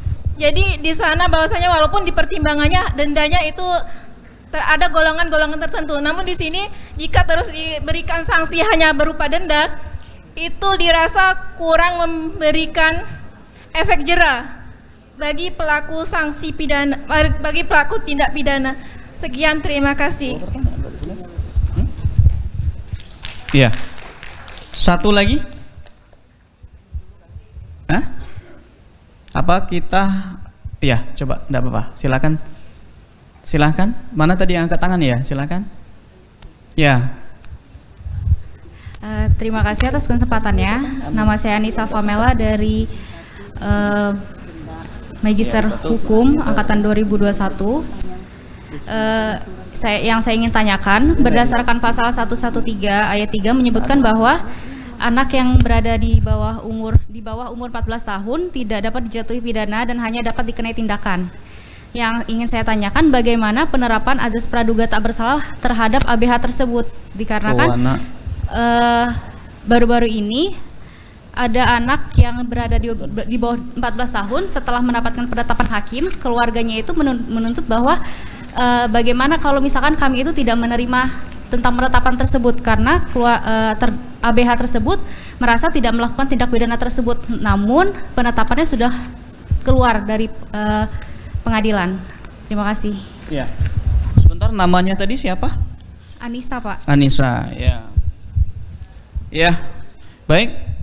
Kita langsung ke narasumber. Ya. Tadi ada dari Saidi, mahasiswa Fakultas Hukum semester 7, yang bertanya bahwa mana yang lebih prioritas ya antara akhlak, moral, dan keadilan. Kemudian yang kedua dari rekan mahasiswa dari Magister Ilmu Hukum ya. Ini ada dua pertanyaan. Yang pertama terkait dengan bahwa tidak ditemukannya aturan ya terkait dengan ya gender, kira-kira begitu Bu ya. Kemudian ada tadi terkait dengan sanksi diskriminasi ya, terkait dengan para koruptor itu ya. Ya. Ya, kemudian yang ketiga dari Anissa ya, tadi menanyakan tentang ABH ya. Anak berkebutuhan khusus kan? Bukan, apa itu? Anak berhadapan dengan hukum ya. Yang berusia berapa tadi? Bunda? 14 tahun. Ya. Tadi Pak Taslim lah mau komen itu sebenarnya. Ya. Secara advokat kan ya, itu mungkin langsung saja ke narasumber ya untuk menanggapi 3 pertanyaan. Kita minta dulu kepada Prof Tuti, silahkan.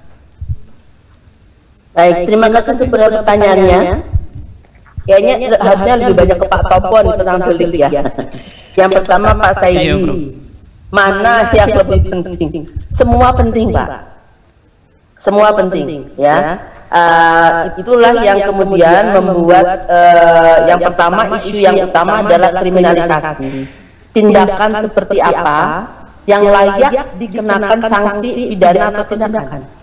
Itu yang penting dulu. Kemudian yang kedua, baru membicarakan mengenai seperti apa sanksi yang bisa dikenakan. Ya, dan kemudian yang ketiga adalah siapa yang dapat dipertanggungjawabkan. Jadi kita tidak bisa memilih Pak keadilan saja, karena pertanyaan adalah keadilan untuk siapa? Apakah keadilan menurut hakim, keadilan menurut korban, keadilan menurut pelaku, menurut masyarakat, atau menurut anggota DPR, atau siapa? Kita tidak pernah bisa menentukan hal itu, sehingga para promosi itu harus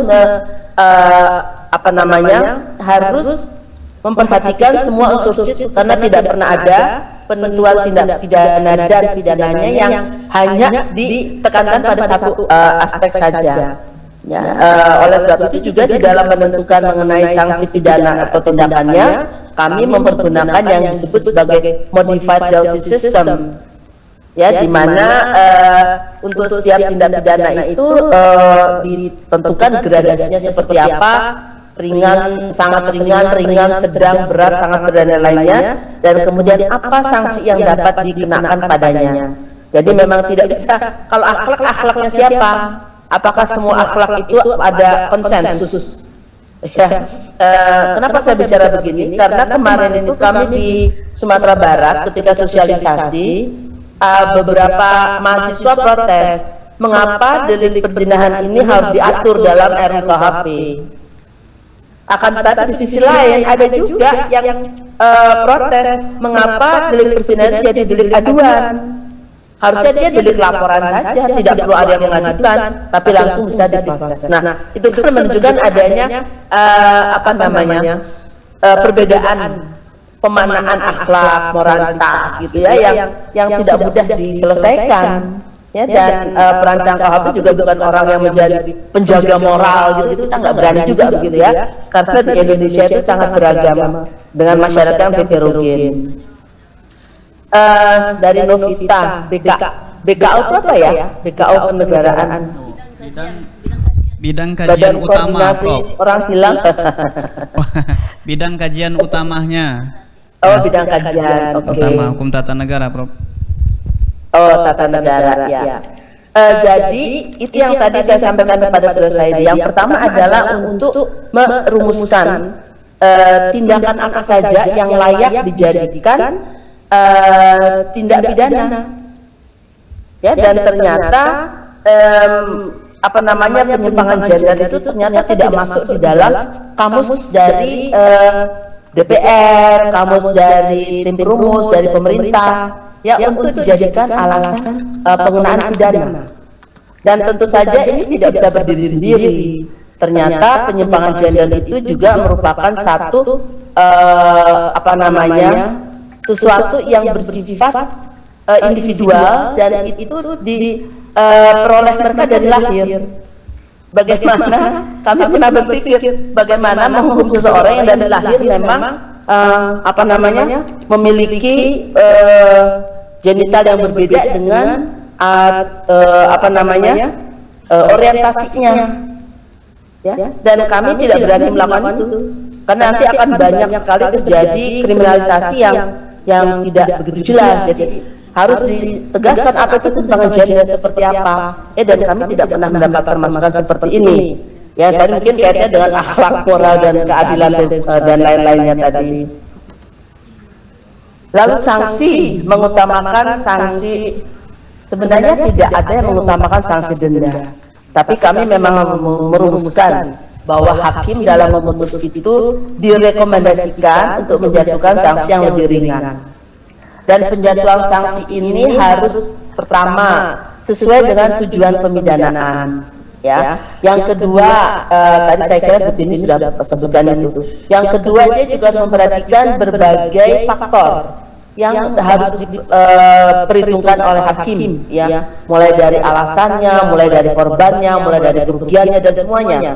Itu saya kira ada berapa belas yang dirumuskan juga. Dan kemudian juga dia apabila dia menjatuhkan sanksi itu harus memperhatikan apa manfaatnya bagi si terdakwa. Ya, jadi hakim tidak boleh sembarangan untuk menentukan saksi. Nah, seperti apa proporsionalitas dan disparitasnya? Nah, itu nanti dari Mahkamah Agung yang akan memutuskan. Akan tetapi pengutamaan sanksi denda itu tidak ada notita di dalam KUHP, yang ada adalah pengutamaan sanksi yang lebih rendah. Efek jerak pelaku yang kaya, ya itu nanti kita lihat tergantung kepada hakim ya, dan mudah-mudahan memperhatikan tujuan pemidanaan apa-apa yang mesti diperhitungkan itu. Anissa pasal 113. Jadi Anissa yang kita bicarakan ini adalah ketentuan hukumnya, aturannya. Jadi tolong jangan dirancukan dengan implementasi. Ya, jadi saya tidak akan pernah bisa menjamin ketika mengatakan undang-undang bahwa nanti implementasinya akan persis seperti itu. Kenapa? Yang mengimplementasikan manusia juga, yang punya pemikiran, yang punya ideologi, yang punya kepentingan, yang punya tujuan tertentu. Jadi memang adanya penyimpangan di lapangan itu adalah sesuatu hal yang bukan menjadi ranah dari perancang KUHP, tapi ranah dari para pengawas aparatur penegak hukum, ya. Jadi kalau mereka kemudian menjatuhkan pidana, apakah orang bisa menolak? Ya, kalau sudah terbukti. Karena tidak ada orang yang mengaku saya bersalah, pastinya orang di pengadilan mengatakan saya tidak bersalah, saya tidak pernah mencuri, saya tidak pernah menarkoba. Nah, pembuktian itulah yang kemudian yang merupakan satu mekanisme untuk melihat apakah benar terjadi atau tidak. Jadi memang aneh sekali kalau dia mengatakan tidak pernah, tapi ternyata hakim mengatakan terbukti. Hakim kan juga melihat bukti-bukti yang ada di lapangan. Ini tadi misalnya 14 tahun dikenakan pidana, keluarganya menolak. Ya, kalau udah putusan biasanya nggak boleh menolak. Dan apa namanya? Ya kalau ini yang terjadi, ya Anda harusnya bisa banding atau bisa melaporkan ke Komisi Yudisial bahwa telah terjadi kesalahan dalam penerapan hukum kalau banding. Ya, tapi juga apa namanya? Ini adalah salah satu tugas dari Anda sebagai mahasiswa magister hukum untuk melakukan kritik pada pengadilan bersangkutan selama Anda punya bukti memang putusan itu kasus ini tidak terbukti tapi dijadikan tindakan. Anda punya bukti nggak? Jadi Anda tidak boleh hanya mendengar dari satu pihak saja. Keluarganya bilang dia nggak pernah ngapa-ngapain, polisi bilang oh dia ngapa-ngapain, ini buktinya ya, jadi Anda sebagai seorang intelektual harus lihat juga apakah benar anak itu tidak pernah melakukan tindak pidana, ya. Nah, ini tantangan buat Anda semuanya juga ketika melakukan penelitian di lapangan, bagaimana ketentuan dalam undang-undangan itu kemudian diaplikasikan dalam kenyataan sehari-hari. Itu Pak Lalman. Ya, Prof. Terima kasih, Prof. Bu, pembicara kedua, Bu Nas mau menambahkan? Saya hanya menambahkan sedikit terkait dengan pertanyaan Anissa ya. Jadi Anissa penentuan usia apakah 12 ataukah 14 ataukah kemudian kalau kita bicara undang-undang lama 397 itu 8 tahun, itu sebetulnya bukan ujuk-ujuk langsung ditentukan demikian. Jadi ilmu hukum pidana itu termasuk ilmu hukum pidana anak itu dipengaruhi atau dibantu oleh ilmu-ilmu sosial lainnya. Ya, jadi ada ilmu psikologi anak sehingga ketika kita bicara usia berapa sih anak bisa mulai memahami gitu ya perbuatannya kemudian bisa minta tanggung jawab pidana, itu adalah masukan dari ilmu sosial psikologi anak terutama gitu ya. Jadi penentuan usia 12, 14 itu sebetulnya kita lihatnya begitu sudah jadi, tapi sebetulnya itu adalah masukan-masukan dari ilmu-ilmu sosial lainnya. Jadi ilmu hukum pidana anak itu terutama anak ya, itu tidak bisa berdiri sendiri. Itu saja tambahan dari saya. Terima kasih ya. Sudah. Ya. Ada lagi yang mau ditanyakan? Ini banyak pertanyaan. Iya. Ya silahkan untuk season kedua ya. 3 orang atau 2 orang saja kita batasi. 2 orang saja. Ya silahkan. Mumpung ada Profesor Harkristuti Krisnowo ya, susah kita ketemu dengan beliau untuk berdiskusi. Ya, mumpung beliau masih standby. Ya, Ibu Bu Dokter Tini juga nih ada. Ya, silakan. Selamat sore moderator, kami dari Zoom meeting. Izin bertanya. Oh iya, sudah. Ya, nggak apa-apa. Ya. Silakan sebutkan nama bini ini. Ya. Sebentar yang ini. Ya, silakan giliran ya. Baik, terima kasih. Assalamualaikum warahmatullahi wabarakatuh. Waalaikumsalam warahmatullahi wabarakatuh. Yang terhormat Prof. Harkristuti Krisnowo, Ibu Dr. Haja Nasgana SHM dan moderator Pak Taroban, terima kasih atas kesempatan yang diberikan kepada kami untuk berdiskusi pada sore hari ini. Adapun yang akan kami tanyakan tentang topik pada hari ini pada Ibu Prof. Tuti, kami sudah baca tadi RKUHP sekilas terhadap bab 1 tentang penganiayaan. Kalau di dalam KUHP yang lama ini dalam pasal 351, namun di RKUHP sudah menjadi pasal 472. Kami perlu sampaikan juga bahwa kami di sini juga sebagai hakim militer yang selama ini memutus perkara yang berkaitan dengan tindak pidana penganiayaan ini. Dalam memutuskan suatu perkara, tentunya kami akan menguraikan pembuktian dari unsur-unsur tindak pidana yang didakwakan oleh auditor militer atau penuntut umum. Di dalam pasal penganiayaan ini, kami belum, ayat 1 terutama, kami belum menemukan uraian unsur pasal. Sehingga kami dalam KUHP yang lama, pasal 351 itu, menguraikan unsur pasal penganiayaan ini adalah berdasarkan doktrin. Doktrin ini kami ambil dari jurisprudensi dari putusan-putusan yang lama, bahwa menurut doktrin penganiayaan itu adalah yang mengakibatkan luka atau sakit pada tubuh orang lain. Nah, di dalam pasal RKUHP ini ternyata kami lihat uraian unsur-unsurnya masih tetap sama, tinggal penambahan saja di dalam pasal tersebut ditambah setiap orang. Sehingga menurut kami, kalau kami menguraikan lagi unsur-unsur itu melalui menggunakan doktrin seperti yang Profesor Tuti disampaikan tadi di awal, bahwa tidak boleh kita menggunakan analogi dalam menguraikan unsur-unsur pasal. Nah, jadi kalau misalnya di pasal 1 itu tidak terurai ini, bagaimana untuk menguraikan unsur-unsur pasal, sehingga untuk membuat penguraian unsur itu, majelis hakim akan menggunakan kembali doktrin sesuai apa yang jurisprudensi telah putuskan beberapa dalam putusan sebelumnya. Nah, ini maksud kami dalam hal ini, mungkin dalam RKUHP ini perlu diuraikan lagi tentang unsur tentang penganiayaan ini apa maksudnya. Jadi pasal 1 ayat 1 bahwa penganiayaan itu adalah barang siapa mengakibatkan luka pada tubuh orang lain. Nah, ini kami bacakan anu redaksionalnya. Setiap orang yang melakukan penganiayaan, setiap orang yang melakukan penganiayaan dipidana dengan pidana penjara paling lama 2 tahun 6 bulan atau pidana denda dalam paling banyak kategori 3. Nah, sini tidak diuraikan, berarti unsur satunya adalah setiap orang, unsur 3 yang melakukan penganiayaan. Penganiayaan ini kan harus ditafsirkan dulu nih, bagaimana nih penganiayaan ini. Nah, sedangkan di dalam ayat berikutnya ini ada luka berat. Nah, ini sudah diterangkan. Nah, maksud kami dalam ayat 1. Ya, terima kasih. Yang kedua, di dalam ayat ini juga masih di sebagaimana pernah kami sidangkan di Pontianak ini, kami akan dengan militer Pontianak. Di sini belum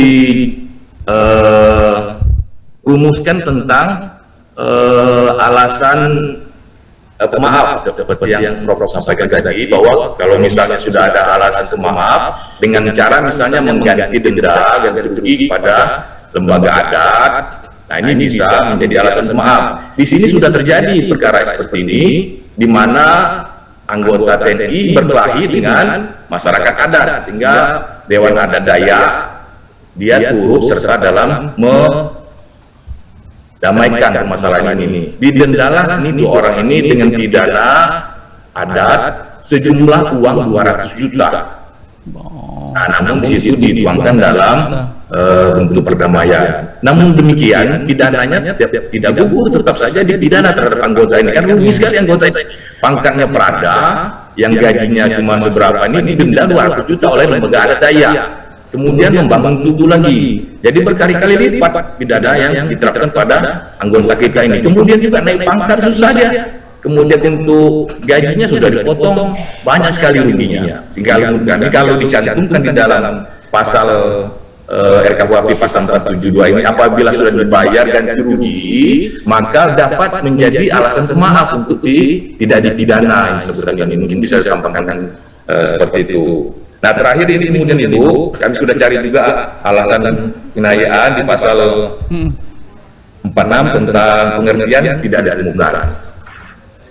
Akhir lagi ini menyambung dari apa yang disampaikan oleh penanya sebelumnya oleh saudari Novitalia dari MH, bahwa belum diatur tentang pasal LGBT. Inilah yang terjadi di militer. Di militer ini LGBT seperti yang kita tahu sekarang ini ada banyak yang sudah dipecat, tapi kita tidak menggunakan pasal yang ada dalam KUHP.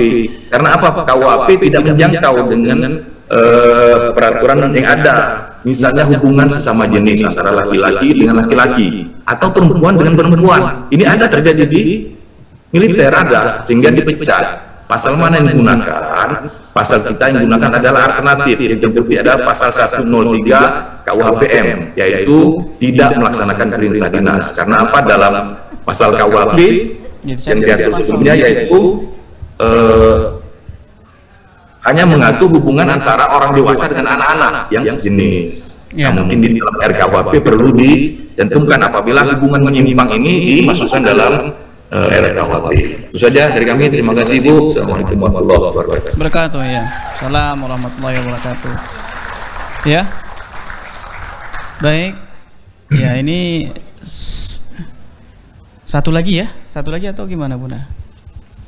Ya, ini kayaknya sudah 3 pertanyaan ini. Sudah terwakili semua ya? Sudah. Ya, kita PR-kan saja nih buat PR karena waktu ya. Ini langsung ditujukan kepada Prof Tuti. Ya, ada 3 pertanyaan nih Prof. Ada LGBT juga. Tadi disebut-sebut LGBT sudah 2 kali disebut. Ya, kayaknya jadi agenda ke depannya Bu Tini ya, untuk dimasukkan dalam RKUHP kira-kira. Ya, silakan Prof. Baik, terima kasih Pak Amriande namanya ya. Amriandi, Prof. Amriandi. Oke, Amriandi. Jadi begini Pak, ini baru sekali saya mendapat keluhan ada pasal yang tidak dirumuskan unsur-unsurnya. Nah, memang di dalam Undang-Undang Hukum Pidana itu ada 3 macam cara merumuskan norma tindak pidana Pak. Ada yang menyebutkan unsur-unsurnya, tidak menyebutkan kualifikasinya atau namanya. Ada yang hanya menyebutkan kualifikasinya, tidak menyebutkan namanya. Ada yang menyebutkan kualifikasi dan unsur-unsurnya.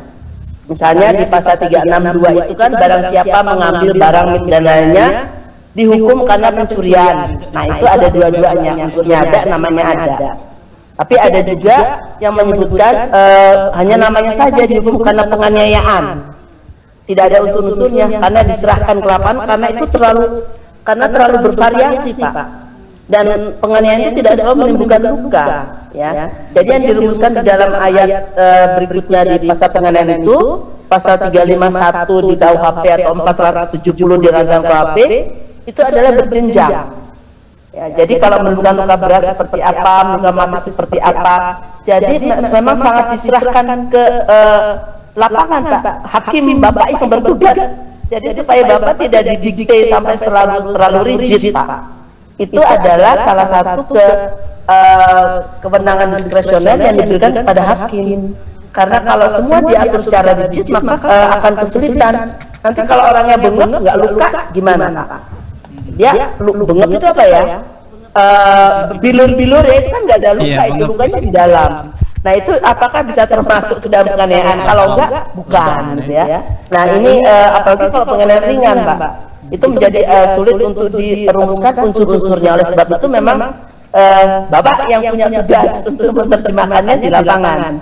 Ya, tidak semua tindak pidana itu dapat dirumuskan di dalam unsur-unsur. Sama seperti pembunuhan, Pak, mengambil nyawa orang lain. Caranya bagaimana? Kita tidak bisa mengatakan harus ditikam, harus diracun, kan nggak mungkin itu. Tapi dia merampas nyawa orang lain yang mengalami kematian.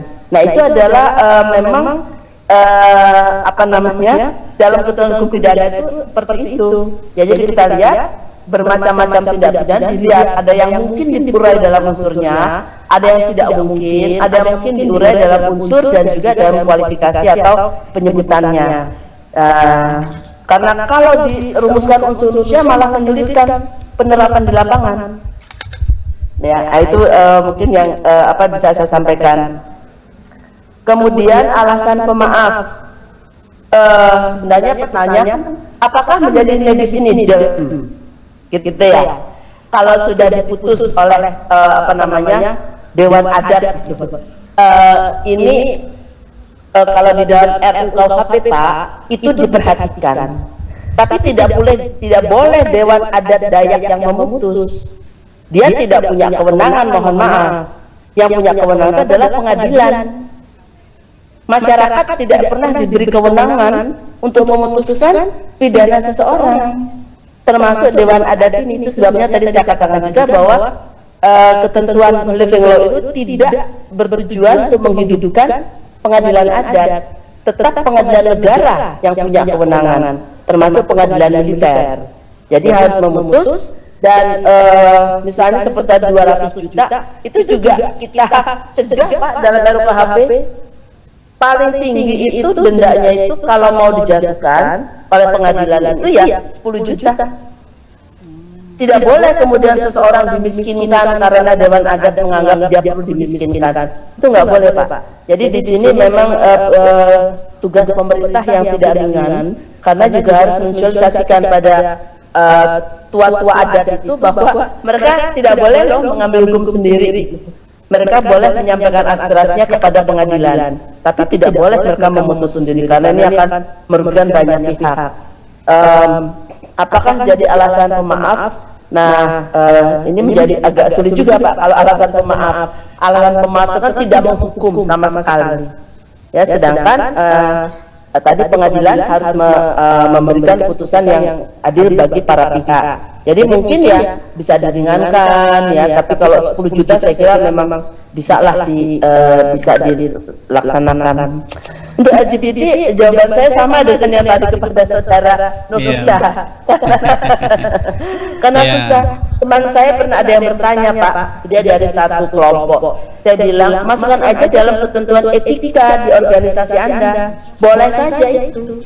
Tapi kalau Anda meminta untuk masuk dalam KUHP, ya Anda harus melobi sekian banyak lembaga, sekian banyak orang, dan sekian banyak peneliti yang harus membuktikan bahwa ini memang merupakan suatu perbuatan yang layak dipidana. Nah, Padahal kita tentang perzinahan aja itu sudah diprotes, apalagi masalah LGBT. Jadi memang kami itu bukan dalam posisi yang menyenangkan, karena apapun yang kami putuskan pasti akan mendapatkan protes dari berbagai pihak, Pak Amriandi. Tapi terima kasih untuk idenya. Baik, ya. Terima kasih, Prof. Ya. Oh, ada tambahan ya dari Bu Doktor ya Surastini. Ya. Silahkan, Bu. Ya. Mungkin ya. Bukan tentang LGBT ya. Tentang sejenis. Baik. Terima kasih Pak Moderator.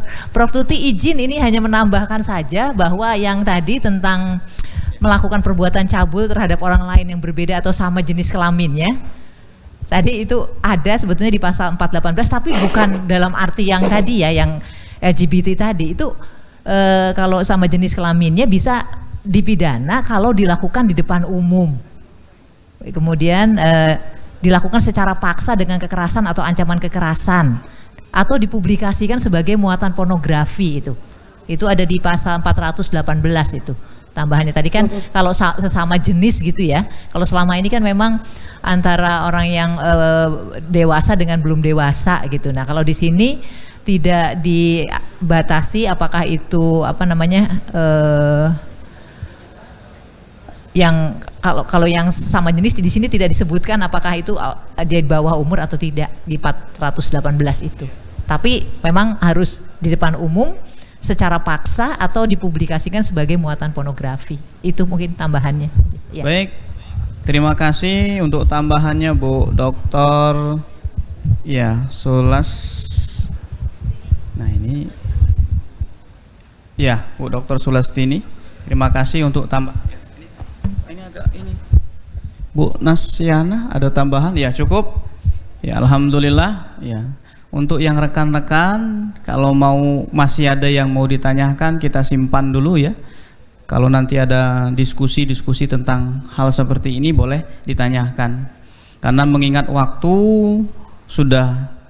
tadi sudah dikasih tahu oleh panitia, cukup katanya. Ya sudah, artinya kita tutup dan terima kasih kepada narasumber ya, pada Profesor Kristuti Harikrisnomo, ya Bu Dr. Nasriana, kemudian tadi pagi juga Profesor Topo Santoso, Bu Dr. Surastini, ya, dan Pak Raden Muhammad Ihsan. Tentu hari ini ya, mulai dari tadi pagi sampai siang ini kita banyak telah mendapatkan wawasan, pengetahuan terkait dengan rancangan Kitab Undang-Undang Hukum Pidana. Dan saya yakin bahwa rekan-rekan telah dan bisa menyimpulkan sendiri, ya, bisa menyimpulkan sendiri apa yang kita dengarkan, kita perhatikan hari ini. Mudah-mudahan ya apa yang kita dapatkan hari ini berguna untuk kedepannya bagi kita dan bagi masyarakat dan negara tentunya. Itu saja mungkin yang dapat Prof Harikristuti Harikrisnomo, Prof Tuti, terima kasih sebelumnya. Ini bapak bahasa Palembang ya. Terima kasih sebelumnya Prof. Bu Tini juga terima kasih. Ya, itu saja mungkin ya. Saya sebagai moderator minta maaf ya, lebih dan kurang minta maaf. Assalamualaikum warahmatullahi wabarakatuh. Assalamualaikum. Baik. Tentunya kami ucapkan terima kasih kembali kepada seluruh narasumber dan juga moderator yang telah memimpin dan memoderatori seminar kita hari ini. Tentunya kepada para pembicara, ada Prof Topo, Prof Harikristuti Harikrisnomo, Ibu Surastini Fitriasi, Ibu Nasriana, Ibu Heni yang belum bisa membersamai kita, dan juga Bapak Raden Ihsan. Selanjutnya, hadirin yang berbahagia, kita telah tiba kepada penghujung acara kita hari ini. Tentunya saya Humaira Kolan Syakila dan segenap panitia yang bertugas mengucapkan terima kasih atas perhatiannya. Semoga materi yang disampaikan itu dapat memperkaya khazanah ilmu kita ke depan terkait dengan rancangan Kitab Undang-Undang Hukum Pidana. Selanjutnya mungkin ini yang pasti yang paling dinanti-nanti selama seluruh peserta seminar yang ingin mengklaim sertifikat, silakan langsung mengklaim melalui barcode yang telah disediakan. Menutup seminar kita hari ini tentunya dengan pantun kembali ya, jalan-jalan lewat Pak Jo bareng Pak Jaya. Di jalan banyak bunga rafflesia. Ini jalan-jalan ke Bengkulu nih kayaknya ya, banyak bunga rafflesia ya. Selamat ulang tahun Fakultas Hukum Universitas Sriwijaya, selalu terdepan memajukan ilmu hukum di Indonesia. Oke. Baik, sebelumnya ada Pak Iksan juga yang ingin menyampaikan sepatah dua patah kata, Pak, silakan. Langsung turun, Pak. Tidak diusir lagi. Oh iya.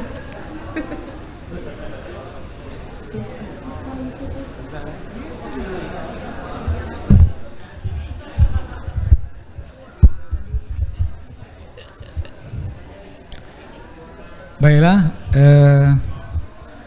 tadi saya tidak terlampau memperhatikan. Jadi sebenarnya memang ada perintah ya dari Pak Dekan ya. Bu Nesa, emang saya harus menutup, Ibu Nesa? Ada dari Ibu Nesa? Bu Nesa? Memang saya harus nutup ya. Oke, jadi tadi ada perintah karena harus ditutup. Karena kalau tidak ditutup kata orang kaget sedangau. Nah, sebenarnya dangau itu bangunan di tengah dusun itu terbuka bentuknya, tidak bertutup. Makanya kalau yang terdangau itu yang terbuka. Jadi karena tidak kasih tutupnya, itu cuman ada macam bangsal gitu. Makanya ada ungkapan begitu. Ya kalau tidak ditutup paksa besok kita ulangi lagi. Jadi kita harus tutup. Jadi prinsip saya itu tetap ditutup. Jadi tetap dan ditutup. Jadi sebenarnya mohon maaf kalau Prof Tuti masih ada di online, kami sampaikan terima kasih. Bahasa Palembangnya itu bukan pantun pepatah. Terima kasih godong keladi, kalau masih ada diaturi nambah lagi. Maksudnya ilmunya. Jadi ilmunya kita selalu dalam keadaan terbuka mendapatkan ilmu pengetahuan, termasuk dari Profesor Topo Santoso, Ibu Dr. Surastini yang tetap hadir di sini. Jadi itu mudah-mudahan nanti kita berharap nanti insya Allah kalau hari ini kita seperti mengikuti yang lain, itu kami memilih tema mengenal lebih dekat RKUHP. Nah mudah-mudahan Bu, kalau dalam waktu dekat itu sudah jadi KUHP, maka tahun depan seminarnya kita juduli bukan mengenal tapi mengenang KUHP. Jadi KUHP yang lama sudah lewat, iya. Jadi ada, jadi bukan lagi mengenal tapi mengenang. Mohon maaf saya memang hobi main ke kata-kata Bu. Jadi hobi sayanya begitu. Saya bilang pendidikan itu mendidik itu memang lama. Kalau mau cepat mendadak saya bilang begitu. Jadi hobinya begitu.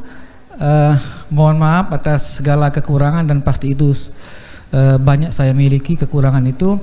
Dengan mengucapkan rasa syukur pada Allah Subhanahu wa taala, apapun ikhtiar kita, apapun yang akan kita lakukan dan yang telah kita lakukan sebagai kontribusi kita dalam mengantarkan KUHP ini berjalan dengan baik.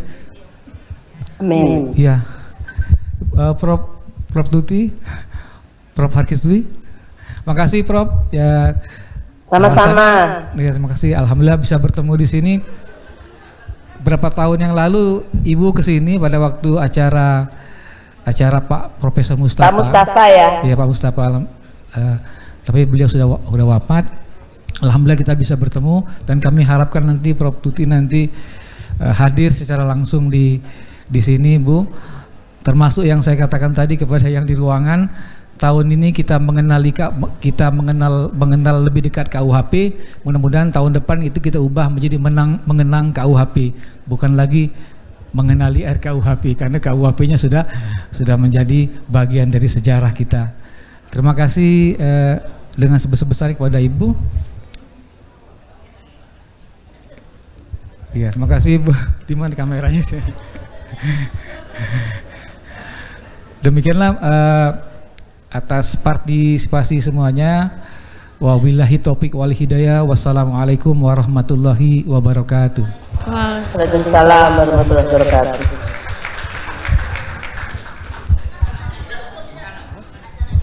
Iya. Alhamdulillahirabbil alamin. Oh, ini ada ya. Baik. Baik, terima kasih Pak Iksan atas closing statement yang telah disampaikan. Terima kasih kepada para hadirin sekalian atas perhatiannya. Kami selaku panitia memohon maaf apabila ada kesalahan dalam pelaksanaan acara pada hari ini. Kami akhiri. Wassalamualaikum warahmatullahi wabarakatuh. Shalom, Om Santi, Santi Om, Namo Buddhaya. Wassalamualaikum warahmatullahi wabarakatuh.